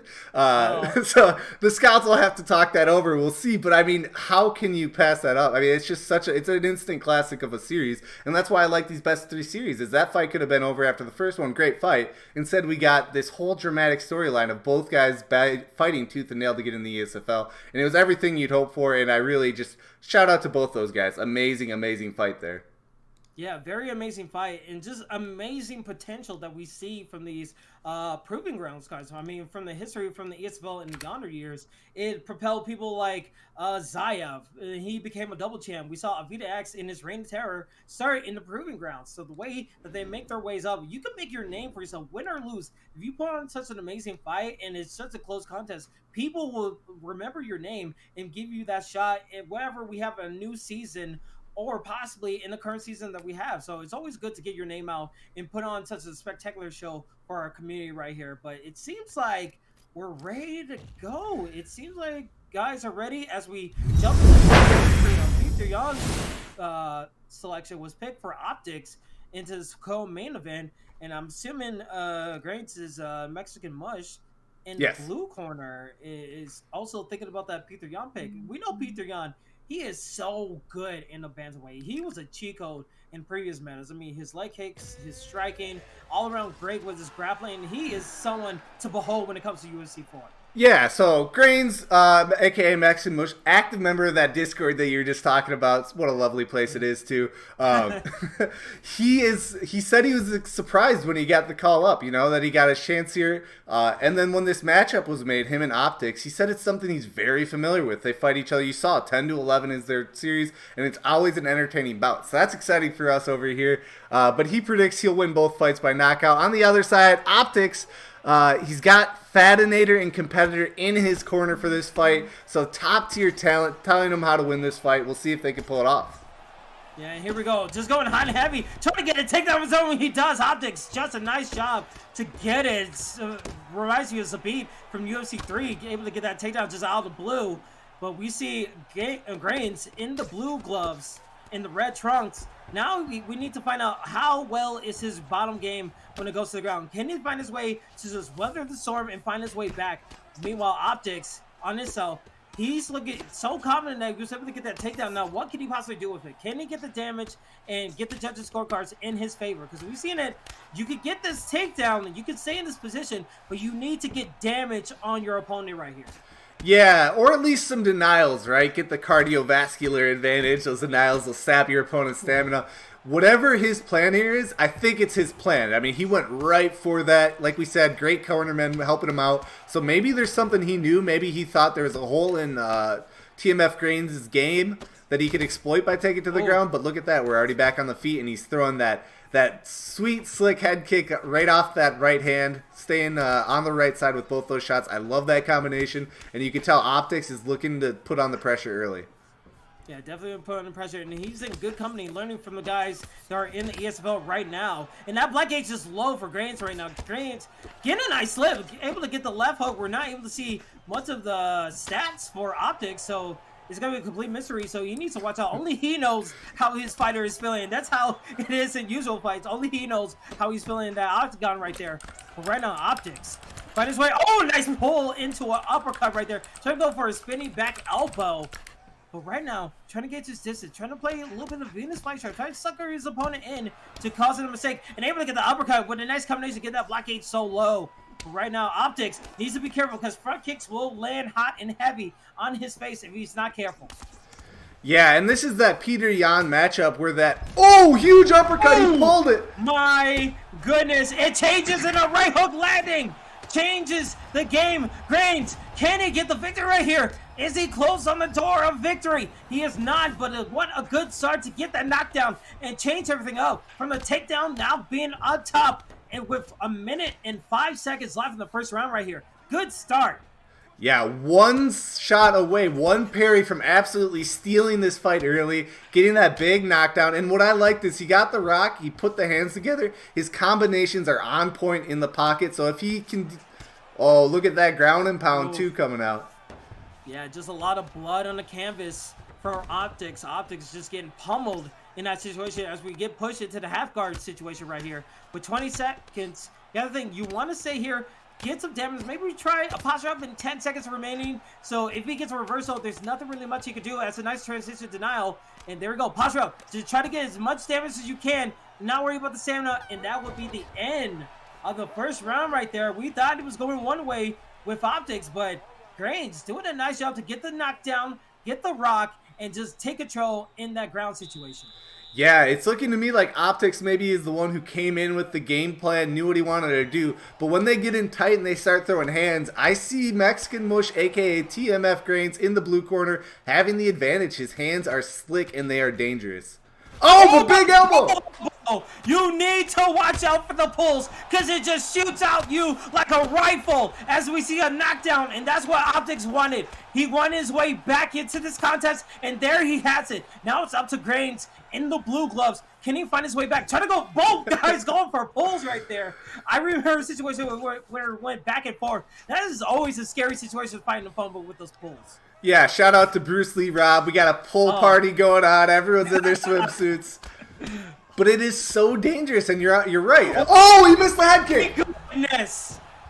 One mistake. The whip. Can he end the fight right here? He can. And you can see that red bar blinking for Optics. He has so low on stamina, he couldn't really have enough to finish it out. But again, you blink and you miss it. Everything just changes for both competitors right there.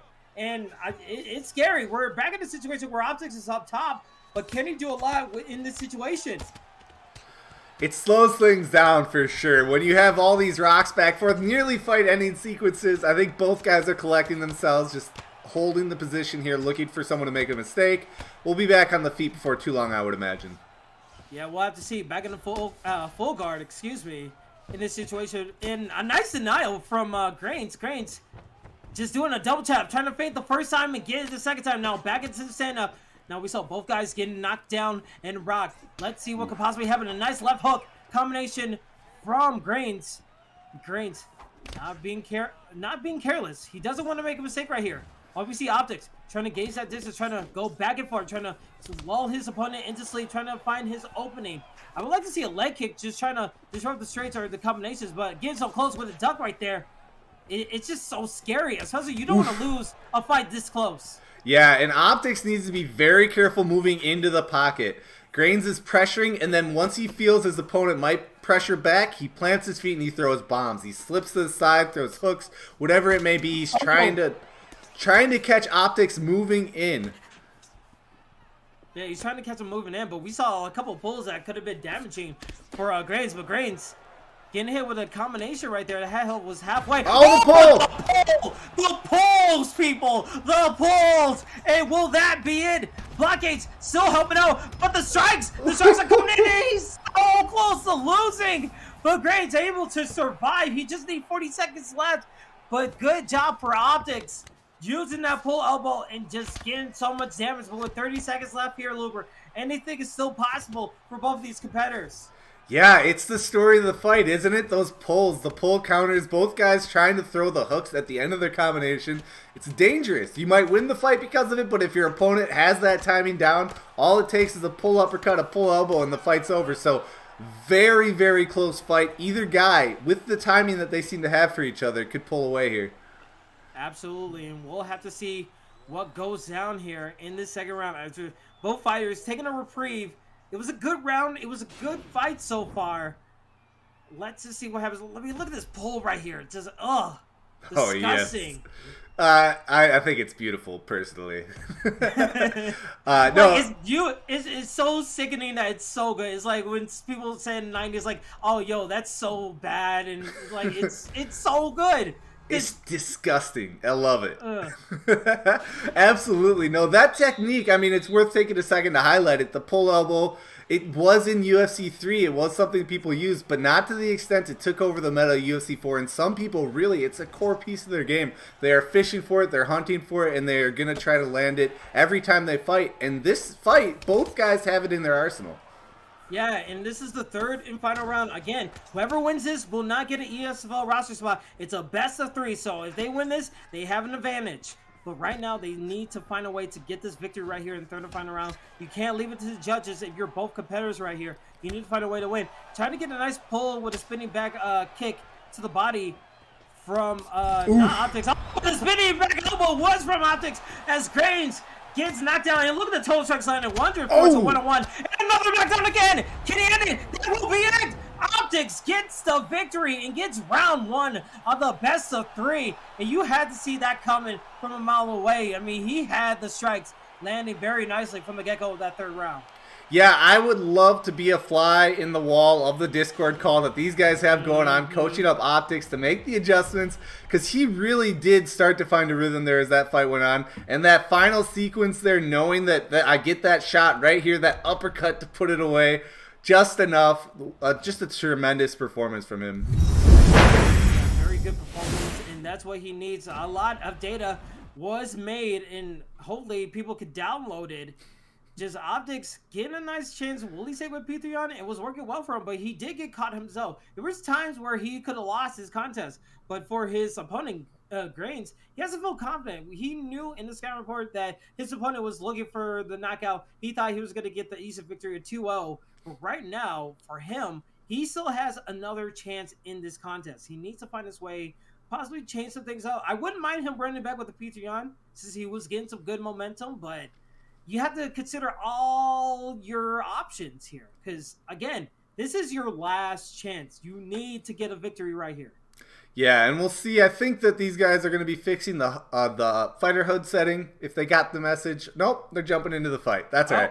So we're doing it live. Yeah, we're doing it live, I guess. All right, so we got the Peter Yan mirror match again, which is actually, as you were saying, something that is reliable and go back to. I mean, you don't necessarily lose the fight because of your fighter choice. So if it's what you're most comfortable with, stick to it. And honestly, there are counters to Peter Yan, right? You could use Rob Font, but if this is your best fighter and this is your chance to get in the ESFL, stick with it. And there are so many tools he has. You can completely change your approach. I don't know if he needs to. I think he just needs to get that rhythm going. And then, you know, more importantly, on his own side, for Grains, to win this fight, the fight he lost last time, he needs to change his rhythm, be less predictable, because he got caught too many times throwing a hook at the end of his combination.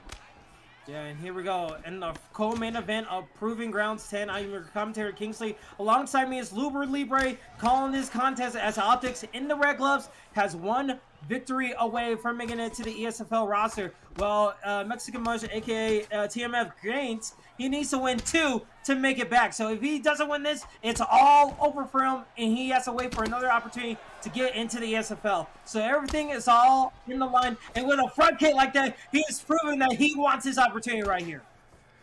Yeah, what a hill to climb right now. Coming off that loss of the first fight, you got 2 wins that you need to secure, but it starts with this.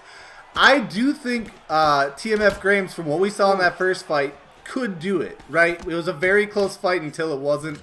And so we'll see what his approach is. I do like that he's being the pressure fighter here. He's not, he's not changing. He's not slowing down. He's not going diving on ankles, trying to make it a wrestling match. He's trying to do his thing, the thing that got him into this spot, which is throw them hands and knock a man out. Yeah, and one thing we have to notice about this fight is just a little bit different pace. We saw Optics from the get-go in less than 1 minute was able to take down his opponent and use it as a beat move, but right now he's just keeping it standing up. He feels a little bit more confident. He switches stance to, but an ankle pick right there will take down Grains right there into side control. And as soon as they say, oh, he shakes up his game plan, keeping it striking, goes straight to the ground.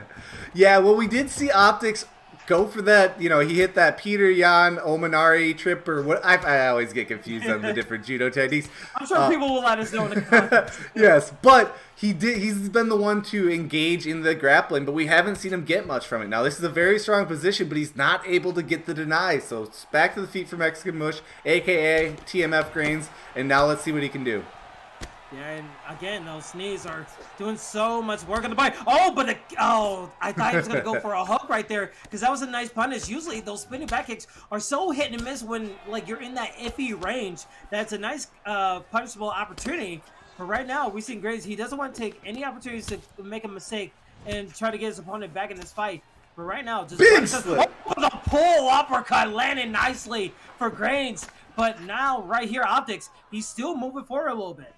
Yeah, I like that Grains is mixing in that leg kick. You saw when he didn't make Optics miss on that spinning kick, he had the opportunity to throw punches, but his head was already saying leg kick. He already had the button hovered, so that is part of his adjustment here. And apologies to the fighters. We do have the full fighter hood up so we can see the damage coming in on that left leg of Optics.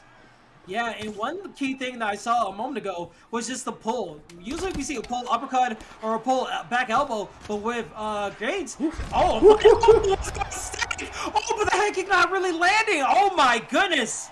I was going to talk about something else, but just, you can't get caught like that with the 5 seconds. That is the most dangerous time to get caught. But again, that's good round for Grains because I feel like he just took that round. He stole that with that rock. Yeah, the pressure is working, right? Because it's calculated pressure and it's not consistent. Every now and then he lays off and he lets that space open up, and when that space is there, Optics goes for it, right? He threw that flying knee because he thought he had a moment to sneak it in, and Grains was ready for it, punished him hard. Both guys landing head kicks, and one thing I wanted to mention in that last round was just the pull. Usually we see uppercuts and elbows, but with Grains, he attacked the body. He went with a 1-2 uppercut to the body with that pull, so something that Optics has to think about. But with these combinations coming in clean from Grains in the black trunks and blue gloves from the Peter Yan mirror match, Optics in the red gloves, he needs to find his way because now he's kind of on the back burner. Toe strikes landed in favor of Grains, 52-37. Yeah, dead on there. Optics has not found really any consistent offense in this matchup. After getting a ton of rocks, making Grains miss in the first fight, Optics has not been able to find that success. So for whatever adjustment that Grains has made, or whatever Optics is trying to do differently in this fight, it's not working for him. Now you can see he's trying to stay in the pocket. He's going to be looking for that pull here. He's going to look for the pull elbow. Yeah, hopefully we get to see it. But one thing he's also been doing very close is those head kicks. And I'm worried that he might get caught if he tried to go for that situation again. He went for it twice. Oh my goodness, that was going to be a flying knee. That had the animation of a flying knee coming from Optics. He got very lucky that he didn't get punished more, because that got him rocked in the last round right there. He has a victory in his belt, but he can't get too cautious. You can't leave it up to chance and go into a tiebreaker. No, he's going to have to work for this knockout. He's trying to get the knockout handed to him. He's got that ESFL roster spot. He decides to try back and he misses. No!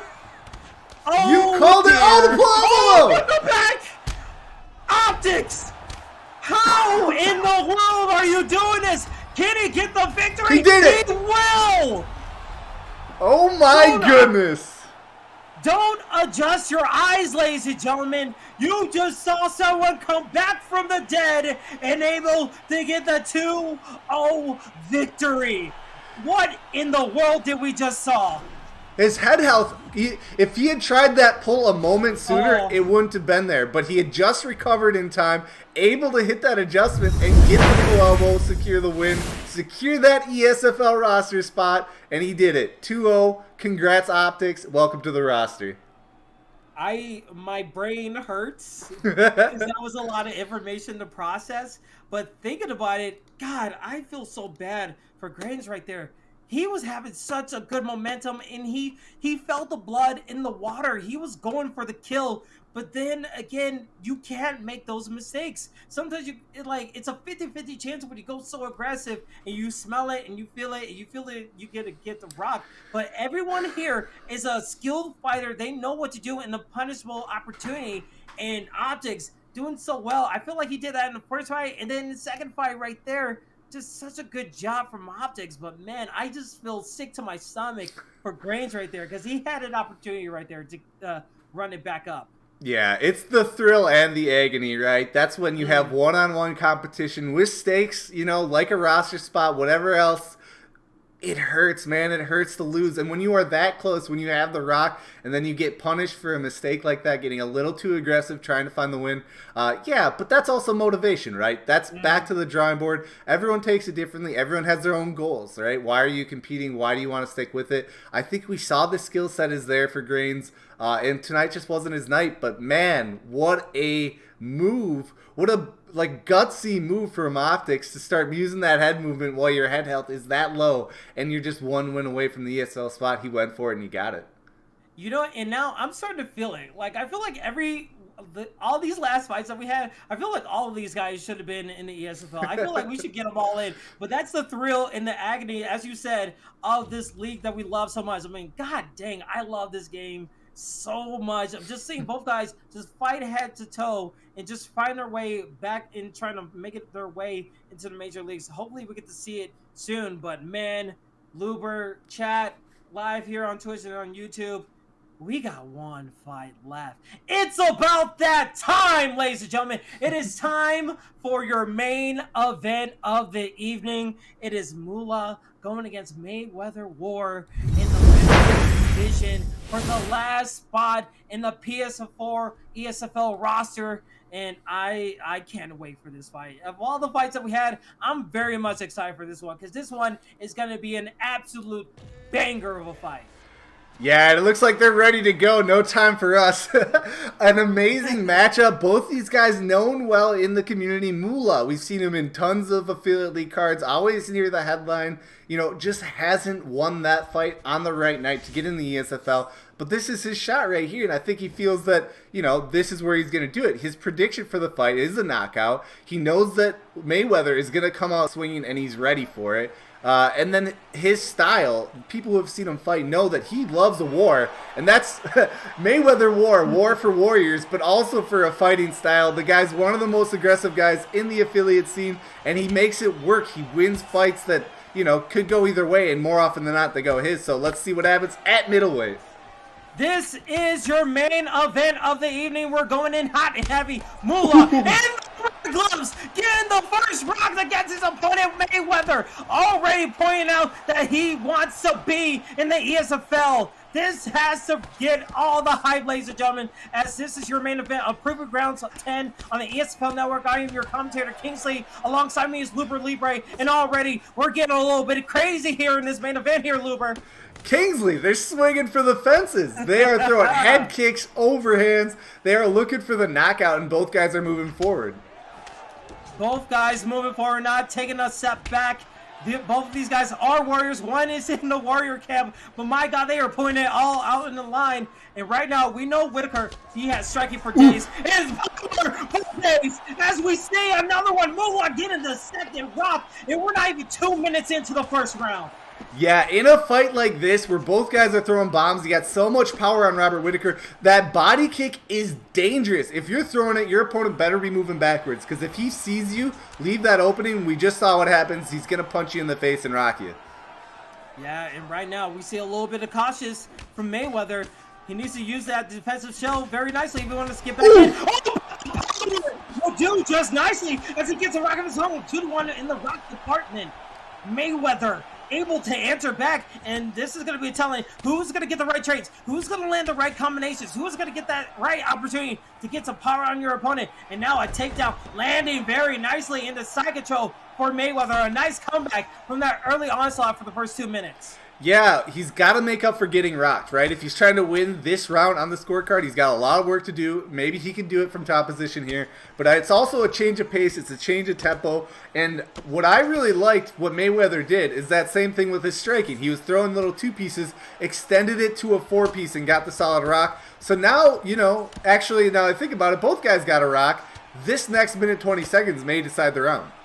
Yeah, it's still in favor of 2 rocks to 1 in favor of Moolah. But Mayweather, if he gets like maybe another red screen from this ground and pound in the posture up, he could probably do something as a nice denial. With 1 minute left, going to half guard situation.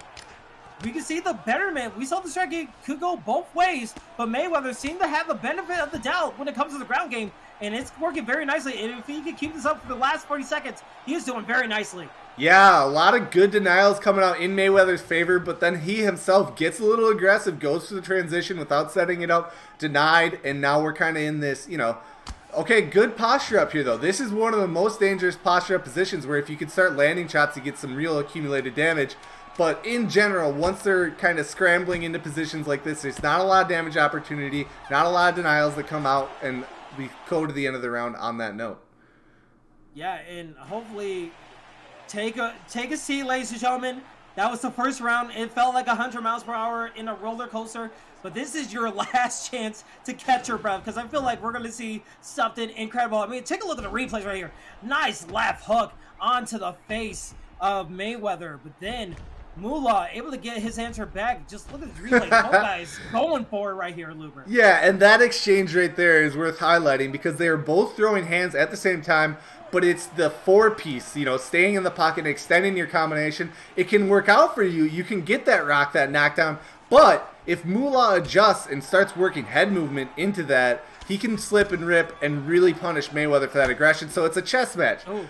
What is your opponent going to do? How aggressive are they going to be? And do you respond and predict it? Again, this is a best of 3. Moolah in the red gloves, in the white trunks using the Whitaker. And then in the black trunks and blue gloves, it is Mayweather. Whoever wins this will have the benefit, have the advantage in that second fight, because you need 2 wins to make it to the ESFL roster. But right now, you see total strikes landing in the lower third, 50-40 in favor of Mayweather. even though he got rocked twice. And again, another situation where both guys go for strikes, but a nice trade coming in favor of Mayweather. Yeah, you can tell when they clash, when they fall inside that boxing distance, both guys have those combinations they like. They mix it up, the straights and the hooks. Not a lot of jabs in tight, but of course, that's you wouldn't expect it. Both these guys seem to like those power combinations, block-breaking combinations. And coming out of the clinches, landing that uppercut for Moolah, doing a nice job. And also one thing I'm liking from both these competitors, they're using everything in the arsenal. Leg kicks, body shots, clinches, takedowns, everything. Complete martial arts. Or mixed martial arts, excuse me, in this contest right here, and this is what you want to see. And again, those kicks have been doing nicely. He's getting his opponent down, and then just attacking possibly the body, but going for the head. And having his opponents back to the cage right here, flipping it over, but a nice offensive ability from Moolah. Yeah, with the Robert Whittaker picks, the wrestling, you want to see that defensive wrestling, right? You want to be able to stuff takedowns. Oh, big head kick! He slipped the wrong way, and he got punished for it, as it's now 2-2 in the rock department. But now only one rock in the second round for both competitors, and that it's in favor of Mayweather. With 2 minutes to go, now you see Moolah trying to push up the pace, knowing that he probably loses this round if he keeps up this momentum. Yeah, and that's the second time we've seen Mayweather trying to snipe with that lead head kick from outside, moving into range, which is very dangerous, but both times they're on the mark. So he's got that timing down. Oh, but he misses that body kick. And a nice catch right there. And that's why I'm liking from these competitors. When they catch a leg, they're not easily trying to go for a strike right there. They're trying to move their opponent and get their opponents back to the cage. But look at that right there. A head kick that we just saw a moment ago. And an uppercut, blinking that head health a lot on that Moolah's head health with Mayweather. Ooh. Again, he's slipping to the wrong side with these head kicks, and he's getting punished for it. Oh, he ducked the spin there. Oh, it's scary right here. It's past Halloween, but my goodness, it's so like daunting for Moolah, because any simple mistake could lead him to a flash KO right there with 25 seconds left to go. Yeah, you can tell Mayweather is a big fan of that sniper shot, that outside shot that's going to change the dynamic of the fight, which is good, but it's also a lot of cardio, and you can see a stamina advantage has built up for Moolah here going into the third round. Oh man, we're in for a good third and final round, but going to the second round right here, just the rocks, just the takedowns, the striking so nicely, and as we get a little bit of a pause right here. Yeah, let's hope this isn't a bug here. Yeah, I mean, it'd be a shame if this was a bug and ruins the first round of this fight, but going to the matter of speaking of this whole fight, just such a good shot for both competitors with the Whittaker pick. They feel very much in their comfort zone with what they selected, and the rhythm was very nicely. I wonder what, like, you always feel worried about just the timing. When you're in such a rhythm, it's hard to just have a break in the gameplay and just have that time to think in your head, because like so many things could like possibly happen right here, Lumer. Yeah, and it looks like we are stuck in a bug here. I think we're just going to get a flat-out restart, you know, both men at 0-0. Yeah, hate to see it. We've been very fortunate in the ESFL. This stuff doesn't come up too often. We'll stick with it for a sec just to make sure. Okay, yeah, we'll go back to the desk here while you guys get it figured out. Yeah, no, it's definitely a huge bummer. It's hard to say who was winning that fight. I mean, I think Mayweather possibly. Maybe you have a better recollection, but it's all thrown to, you know, it's a 2-round warm up there. We'll start from square one. Yeah, from what I remember from that first fight, we saw 2 rocks from Moolah from the first 2 minutes of that first round. And then after that, it became more into Mayweather's benefit. I feel like he lost that first round, but he was winning that second round. So in the third round, it was kind of 1-1. But you felt all the momentum going into Mayweather's side. And then with this, having another chance in that first fight, while it's very unfortunate, it kind of gives you like a set of like what could possibly do. I feel like both guys need to go back to their mirror selection that they had in the first fight. It seems like they are. As they're back at the fighter selection screen, it like you have a lot of data now. You know what your opponent do. That was your first contest between each other. No one really won, so like you can have a different kind of game plan, or you could probably go with the same thing, and probably nothing really changes. So very interesting to see what goes down in this restart of the first fight. Yeah, and you see the same matchup. So you alluded to this download concept, Kingsley. Can you tell me a little more about that? That's from the greater fight community, right? This is a thing that people talk about. You get to understanding of what your opponent's doing. You download the data and you can respond.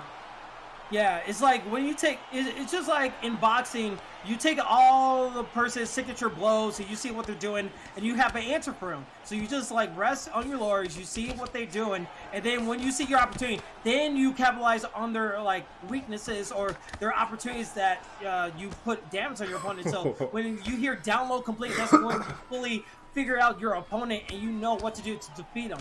Now, in this situation, we don't know who fully downloaded their opponent just yet from the FGC terms, but right now it could be anyone's fight. And again, those moves right there, if it ain't broke, don't fix it for Mayweather in the blue gloves. He's been able to capitalize with that lead head kick every single time because Moolah is slipping to the right side every single time, and he's not doing anything differently.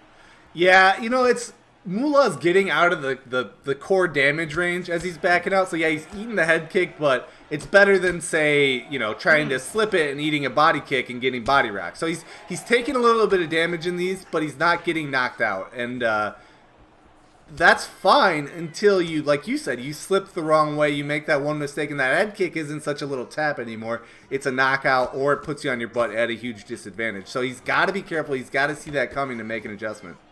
Yeah, absolutely. And one thing that we're seeing a little bit more from Mayweather is just the leg kicks. The leg kicks have been working very nicely so far in this first round. That's we are getting closer and closer to the halfway mark. As we see a takedown attempt landing into half guard position for Mayweather, continuing on his momentum that he had in the previous fight. But again, the reversal from Moolah, saying he's no spring chicken when it comes to it. And now into the backside, the dangerous position in UFC 4 right here. Yeah, and he elects to stand up. Moolah, I think, really wants to strike here. He really wants to get a rhythm going and have kind of a brawl. And we've seen Mayweather, actually, for his reputation as a brawler, as somebody who creates wars. Oh! He to the side, and he gets knocked down as Moolah was able to capitalize after that body shot, able to get the hooks down, and now the takedown. And like, that's how easily it could change. When you feel like you're in your rhythm and then you get a little bit too careless and you go for that body shot so close in the phone booth, you get hit with a rock and that knockdown, and now it's all in favor of Moolah, getting the momentum. And oh, good to know that crucifix, because we know what happens to the crucifix in previous games. You don't want to be in that situation. Yeah, and you have to hit that denial. At this level, just throwing that crucifix transition out there should always be denied. I mean, connection aside. So great move there to deny it. It's interesting, though. Mayweather is looking like the sniper, the outside fighter, right? Who's trying to pick his shots and land clean. When they get in tight, when Moolah gets Mayweather against the cage and knows where he's going to be moving, he is throwing bombs, and they are landing clean, and he is fighting great defensively outside of those moments. So he's getting this accumulated cardiovascular advantage, stamina advantage that we saw in the last fight, because Mayweather throwing these big shots from the outside, not getting enough damage on them to really make a big difference. And we'll see, you know, if he can do this for another round, come the third round, Moolah's going to have a huge advantage. So Mayweather has to make an adjustment or land one of those sniper shots and get the rock. Yeah, and without a response back from Mayweather, you have to think that was Moolah's round to take. So it's definitely 1-0 going to the second round right here. Moolah in the black trunks, in the red gloves, going against Mayweather in the black trunks and blue gloves. Excuse me. I got a little discombobulated because I saw the head kick, but he was not in distance, so I thought it was going to be a punish right there. But there we go. Leg kicks happening for Mayweather. And every time he sees like a low in action, he's using those leg kicks to just change up. And that left leg is taking a lot of damage so far in this contest. Nice check there coming out from Moolah. Yeah, that head kick, we've been highlighting it, right? Because it's emblematic of what Mayweather's doing in general. It's not the only shot he throws from the outside. He throws that leg kick. He sometimes wades in with combinations, but he wants to start from outside of range and then find his way in as he's throwing strikes. And he did. He missed with that head kick. Now he lands it again. If Moolah can time it, he can, you know, step back, land an overhand, something to punish him. But I think what Moolah really wants to do is defend, get in tight, and then punish the body, punish, you know, the block gauge, throw those tight combinations and really hurt him. Yeah, and you already see he had to switch his stance because he's afraid of getting rocked, but doesn't have the same much amount of power as Mayweather. As Mayweather able to get the rock his own, it's kind of like symmetry of what we had from that restart, it seemed like it was going to be 1-1 going to the third round, but right now it could be 1-1 going to the third round this time. So it's like perfectly balanced as the way things should be. Like nothing even happened, but so far so good for Mayweather. It's a spinning back elbow, gets the combination, but the punish from Moolah, trying to get an uppercut, but a nice just move back from Mayweather, doing a nice job, and these body shots are landing very nicely for Moolah. Yeah, Moolah's working the body. He's leaning on that block gauge, right? He's eating the shot, the kick, the punch, whatever it is, and then he's firing back. And so that strategy, now that, because Mayweather is not trying to block break, right? He's not overextending. He's throwing these singular double outside shots. If he wants to get something going, he had that uppercut inside. He needs to throw in combinations, and Moolah still working that body. Yeah, and Mayweather, he has to be careful about his stamina because he's going for these big strikes, he's going for these big combinations, but with his head health, now he's in a dangerous position. If he goes for a big shot and makes a mistake and whiffs, it could be all she wrote. And you can see this duck down and just the move back because they're so afraid of getting caught. I mean, in that situation, that could have been a left hook coming all the way from Mayweather. And just the ducks and the head kicks landed very nicely as we're in a dangerous situation. But those body kicks just digging into the body every single time for Moolah. Yeah, Moolah has just done such a great job of mitigating the damage coming in and then firing back with a little bit more. And there's a lot more on that one. Nasty, as we see Moolah able to get the knockdown, and that is it. Moolah takes the first round of this best of three, able to get the knockdown, able to get the rocks, and able to punish his opponent and take the victory.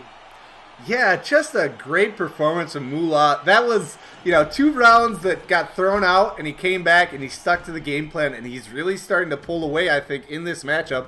There's going to have to be a big adjustment coming out from Mayweather because he cannot really get anything going. Yeah, and one thing you have to consider, he didn't really go for much of the takedowns that he did in that previous contest. Would you expect to see him try to go for more of a ground wrestler and try to combat the striking of Moolah right there? Just trying to change up, give more options. It's just so tough in the middleweight division when Robert Whittaker is there as the pick. His defensive grappling, his takedown defense and wrestling is amazing. So you're gonna, even if you take somebody like Marvin Vettori, somebody who's really known as that grappler of the middleweight division, you're not coming in with that advantage like you would with Usman versus Masvidal, for example. You have that huge wrestling advantage. It's just such a strong pick at middleweight is Robert Whittaker that it's going to be a lot to overcome from a fighter pick perspective for Mayweather. But he did have some success with the wrestling, right? He did get a couple takedowns. He did okay on the ground. Maybe that's the key back. Maybe it's an adjustment in his approach to striking.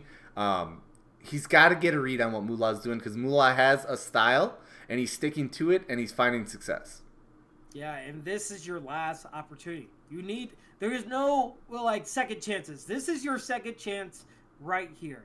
You took that loss. A lot of things have happened, but now it's time to adapt, coach yourself up, and make sure you just take your time. Like, when you take a loss like that, you just want to breathe in, breathe out, just stay calm. Not really force, anything different, dance. Somewhat that's saying stick to your guns, but change it a little bit. Implement a little bit of changes to throw your opponent off, but don't fully go out of your way to go with bigger strikes or extreme movements or try to get yourself out where you leave yourself out for more mistakes. While for Moolah, he did get caught. He was able to take the victory, but you still need to be cautious because right now, this is do or die. Things change when you have your back to the corner. And we see right here, I think it's another mirror match. I think both guys stayed with Whittaker right there. So we're staying with the same guys, but who knows what the strategy is going to be. Yeah, like I was saying, Whittaker is just such a strong pick in the division, and it's so hard to overcome his tools with any other fighter. So not surprised Mayweather stuck with it. Now, how do you adjust to somebody who's holding that high defensive guard, blocking everything you do, firing back, catching you in the, he was eating a lot of belly kicks, as I like to call them, body kicks on his way out. Just some small adjustments. So I don't know if he's got people in his corner. He is in the war camp. There are things you can do to disrupt that rhythm, that stability that Moolah was fighting with. And that uppercut, we see it land again. It might be the ticket in, getting in the pocket and disrupting the rhythm. Yeah, absolutely. This is your second fight of the best of three. Now, if Moolah wins this, it is all over for your main event, and he will move on to the ESFL roster for the PlayStation side. But if Mayweather wins this and runs it back in the blue gloves, he will have a tiebreaker to decide once and for all who gets that last ESFL roster spot. And right now, we're going hot and heavy. The block gauge is getting low for head kick, perfectly timed. Got his opponent coming in after blocking the first shot. Just perfect scenario for Moolah and continuing on the streak of rocks that he had. But needs to watch out for the front kick right there. Yeah, I love that kick. We highlighted it earlier in this card when you throw with that right hand, and then I don't know the word for it. You he throws his body over the top of the kick. You've seen it in real life. Robert Whittaker is very sneaky with that head kick, and Moolah brought it out perfectly. Yeah, absolutely. And you can see Mayweather. He's trying to get into just the phone booth in the face of Moolah right here, but every time he goes in, it's not like he's winning trade. And also, he's losing the stamina game every single time. And those moments like that, when he sees the 1-2 punch and then the head kick leads up to it, he's not blocking all the way through. He needs to stay consistent and not rest on your laurels when it comes to blocking. If you feel he hasn't thrown like just 2 strikes, he has thrown either 3 or more, or changed up the 2 strikes in a way where you're not expecting it. So you need to keep that defensive shell really well. Yeah, and I'm sorry to interrupt you there, but I think that Mayweather is showing a block break strategy. He is very distinctly throwing into the block, knowing it'll still be up. So these 4-punch combinations, they are doing work. Even though they're not getting rocks, even though they're not really even landing on the head, look at the block gauge for Moolah. It's already fairly low. Now, Mayweather, with this strategy, will have a stamina disadvantage. You have to throw to the end of your combination. And we've seen that with Bang, for example. Bang Bang in the ESFL. He throws everything into his combinations because he knows the guy's not going to fire back or he's going to get clipped. So you just beat him down. You just beat on that block until there's nothing left. And we'll see if he can execute that strategy. Very interesting to know. And especially with punishes like that, attack of the body, going straight to the head. That is what Mayweather was going to need to use. And oh boy, we're still having a little bit of production issues. Hopefully we get to see what happens. It's Twitch. It's just Twitch. We're still good. We're fine. Everything's all good. Crisis averted. We're still in the thick of things. We haven't missed anything, so we're still good. But right now, with 30 seconds left, Mayweather still moving back a little bit. Samuel still at a disadvantage, trying to go for an overhand, a lead overhand in that situation. But Moolah just taking his way back and just keeping it nice. I feel like he's going to try to push it into the second round right here as we see the end of it. But so far, so good for Moolah, able to take that first round. Yeah, you know, it's an interesting dynamic now with the block break strategy kind of surfacing. It's got to be real aggressive, right? You can't block break halfway. You have to completely eliminate that block as a defense, and that means extending and throwing big combinations. And Moolah, while he's keeping that block up and staying defensive, which is smart, he's not really slipping anything, and he's not punishing that hard. So if he keeps this up, yes, he's winning the fight, but he's got to give something to slow down the attack from Mayweather, or he's going to get knocked out late in the fight. Yeah, and just the early moments of this second round right here, we see Mayweather in the blue gloves. He tried to go for a head kick and just drain a lot of stamina, not being in range right there. So with Moolah needs to be careful of the block gauge and ready for the strikes happening from Mayweather. But Mayweather, he still needs to be on this piece of Q's. We saw in the lower third, it was 33-31 in favor of Mayweather. And that head kick, good job from Mayweather to get out of the range of that head kick that caused the rock last time in the first round. But so far, so good for both competitors. Yeah, I like to see the hands down and the footwork coming out. When you're on Robert Whittaker, your footwork stat is so high you could just glide out of range, in and out. And you see that's what Mayweather was able to do there. But back to the original point, if his plan here is to break through that block and win that way, he's got to be the aggressor, and he's getting backed up against the cage. So Moolah, just through his but he lost his leg. I was about to say the left leg was hurting a lot, and now the left leg event, we saw Moolah switch to this stance right here, but able to get the knockout, so he's still dangerous even if he switches his stance. Yeah, but he's in a lot of trouble now. His whole defense is switched, right? He kind of switches the way you throw your combinations. It throws off your timing when you switch stance like that. Everyone's got their different level of comfort, but he's in a precarious situation with his head health already pretty darn low. And look at that, going to the ground. sweeping the leg and able to get a full guard position. But one thing I like from what we saw from Mayweather, he still kept at it with the leg kicks. Even though he saw the health bar to the right leg, he still went after it, especially after this reversal. And a good denial from Moolah. Oh my goodness. And that stamina is very low. Is he going to go for a submission right here? He is bulldog choke right here. But the defense of Mayweather looking very good, but you still need to consistently keep that bar going, and you see just to cancel out of it from Moolah. But just a good job just throwing out that submission right there. Yeah, I mean, with the stamina advantage, I think you almost have to go for it. But I think, you know, I'm not an expert of the minigame myself, but I don't think Moolah felt like he had enough of an advantage in terms of the technique of the game, right? So he had the stamina advantage, but he's not a submission specialist, so he's going to what he knows, which is punching dudes in the face. Punches and bunches is usually the best way to go when it comes to this game. With 30 seconds left in the second round right here. So far, so good for Moolah. Even though he got hit with a leg health event into the sack guard, he is still doing damage. Now, can we see Mayweather get up? He will. Now you got 10 seconds. He can probably try to get a quick rock. But nice show of respect by Mayweather. No, oh, he gets the leg rock. Oh, another leg health event. Now, I wonder, will that be Mayweather's round with the 2 leg health events? Yeah, I'd love to see the stats on the round because they were kind of trading back and forth, but then you were saying that you were about to call it. I know you were, Kingsley. That leg out getting low, and it really did change the dynamic of that round. I think I would guess based off what we know of the scoring that was his round. Yeah, and here we go, the third and final round. Again, if Moolah wins this, it is all over, and Moolah is your main event winner, getting that ESFL roster spot. But if Mayweather wins this, we go into a tiebreaker, and he is in the blue gloves right here. Right now, trying to land combinations, getting that block gauge still low, working on the right leg, and that's what you kind of need to do. You can't get off of one game plan and thinking, well, I've done so much work on the left leg, now I can't go on the right. And look at that, significant strikes landed, 29 in favor of Moolah right here. Oh, with a pull, and nice grapple advantage right there, being aware of the situation, going to half guard right here. Yeah, it was a good mix-up to go to the wrestling game. As we said, that if your strategy is an iterative strategy where you're trying to break that block, right, it's going to take a while. You need to throw a lot of punches. And going to the ground completely takes it off the table. And you know what? This mounted posture of ground and pound also takes a lot of strategies off the table.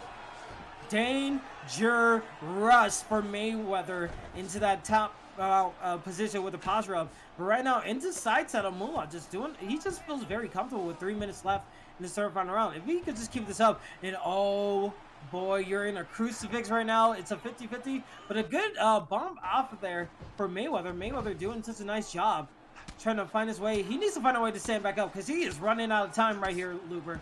Yeah, let's see. Yeah, he did. Oh, no, denied into the submission. Oh, no. All right, here we go. Kitty denies submission again. He saw his opportunity to cancel it. He does it. Right now, Mayweather getting denied again, and Moolah doing such a good job going for a submission on his own again. Can he possibly get it? And this one was a little bit close, but he's not taking a risk. He knows he's still winning this fight right here with under 2 minutes. Yeah, and you know what? It's tough enough to be fighting Moolah, but now he's got to fight the clock. Mayweather's got a lot against him right now. Not a lot of time to work with. He's got to find a way up, as you said, but Moolah looks like he's on top of these positions, knows the animations, knows what his opponent's trying to do, and he's taking advantage. Yeah, but here we go in a full guard position. He just needs one denial, but not able to get it, and gets denied himself. And now we will see a submission attempt again. I don't think he's going to get it, but again, that clock ticking away down in under 1 minute. And I think he's going to keep in it. He's waiting for his opponent to actually get out of it. Yeah. And that's kind of smart. That's a smart strategy right here. 100%. He doesn't, I mean, he'd take the submission if he could get it, but he locked it in because it's draining the clock. 30 seconds left. And really, I don't think that there's any way this round could have gone to Mayweather. So I think we're looking at Moolah coasting into an ESFL roster spot. Yeah, with 15 seconds left, it's do or die for Mayweather, but we'll have to see what the judges think because we are 5 seconds away. Trying to end it off with a posture up, and that's what he needed probably 2 minutes ago, but not really have enough time as we go into the judges' scorecards, ladies and gentlemen. Yeah, so we'll see Moolah's plan to coast that third round with top position. Will it pay off? Will it be enough to get him in the ESFL? That one round was a key factor. We're not even going to go into the Bruce Buffer's call. And There there it it is. is. Moolah is your newest ESFL member, making his way back into the ESFL as he wins 2-0 right there, Luber. And just an incredible showing. Just a right mindset or strategy into that third round, knowing where he needed to be and what he needed to do. Oh, yeah. Huge congratulations to Moolah. All the time he's put into this game, trying to compete with the best, you know, getting some huge wins in affiliate leagues, but never really getting it done on the ESFL affiliate league cards. And now he did it. Now he's in the ESFL. He is on that roster. It's in ink. His name is there in the rankings. And I can't wait to see what he can do, because it's one thing to be an exciting fighter, it's one thing to be a skilled fighter, but to be a smart fighter, a player who knows how to play to win the game, that's really the edge in a lot of these fights, is the guy who's really trying to win out there and not just put on a show. And he put on a show as well, right? And we've seen him put on a show. So he has all the tools. You got to grind, you got to keep those skills sharp, and I want to see what he does in the ESFL. Yeah, and kudos for both of those competitors for putting on the show, but kudos for Moolah for making it to the major leagues in the ESFL, and hopefully we get to see big and better things coming from him when he makes his re-debut into an ESFL number card. Excuse me, I don't know why I was thinking of like probably Proving Grounds or 80X. I would love to see him in AOX. I feel like he'll have a tenacity for it, so a lot of good things coming up for the ESFL rosters. I mean, we got 5 new people. Let's run down this whole event. I mean, this fight card was super exciting. I feel like the first fight was probably fight of the night for me. We saw Machine Gun take the victory 2-1. Ace getting the second one 2-0. Kobe 2-0 going against B. Then Gaines being 2-0 going against Optics. Then Moolah finish off being 2-0. What performance impressed you the most, or what fight was the fight of the night for you, so to say, Luber? Yeah, so we did talk about that first opening fight earlier, that Reaper versus Machine Gun. Guys, if you're coming in late, start this stream over when we're done here, and watch it again. I mean, whoever we raid, watch them, of course, too. But it was an instant classic, and with what's on the line, I had so much fun calling that. It was my first fight back in the desk for a while, and that was special. That was awesome. I do want to highlight the guys, especially the ones who didn't get in the ESFL, because they were all such close matchups. I mean, a game of inches, and it could have gone either way for so many of these guys. So I hope they stick with it. I hope they stay on the grind, because they are so close. And I also want to highlight the camps that were involved today. LW had a couple guys. You saw TMF. I mean, these communities, these micro communities that have come together and tried to improve everyone's skill set, it has elevated everybody. Everybody's got to be on point. They got to know the meta. They got to know what you got to do to get wins against these high-level opponents. And because of it, we're seeing the full arsenal of MMA. We're seeing high-level grappling, high-level striking, advanced combinations, knowledge of the range management, just so many things that we never really... I mean, you've been watching these fights since, mid-UFC 3. I don't think the player base has ever been better as a whole, and today it really showed.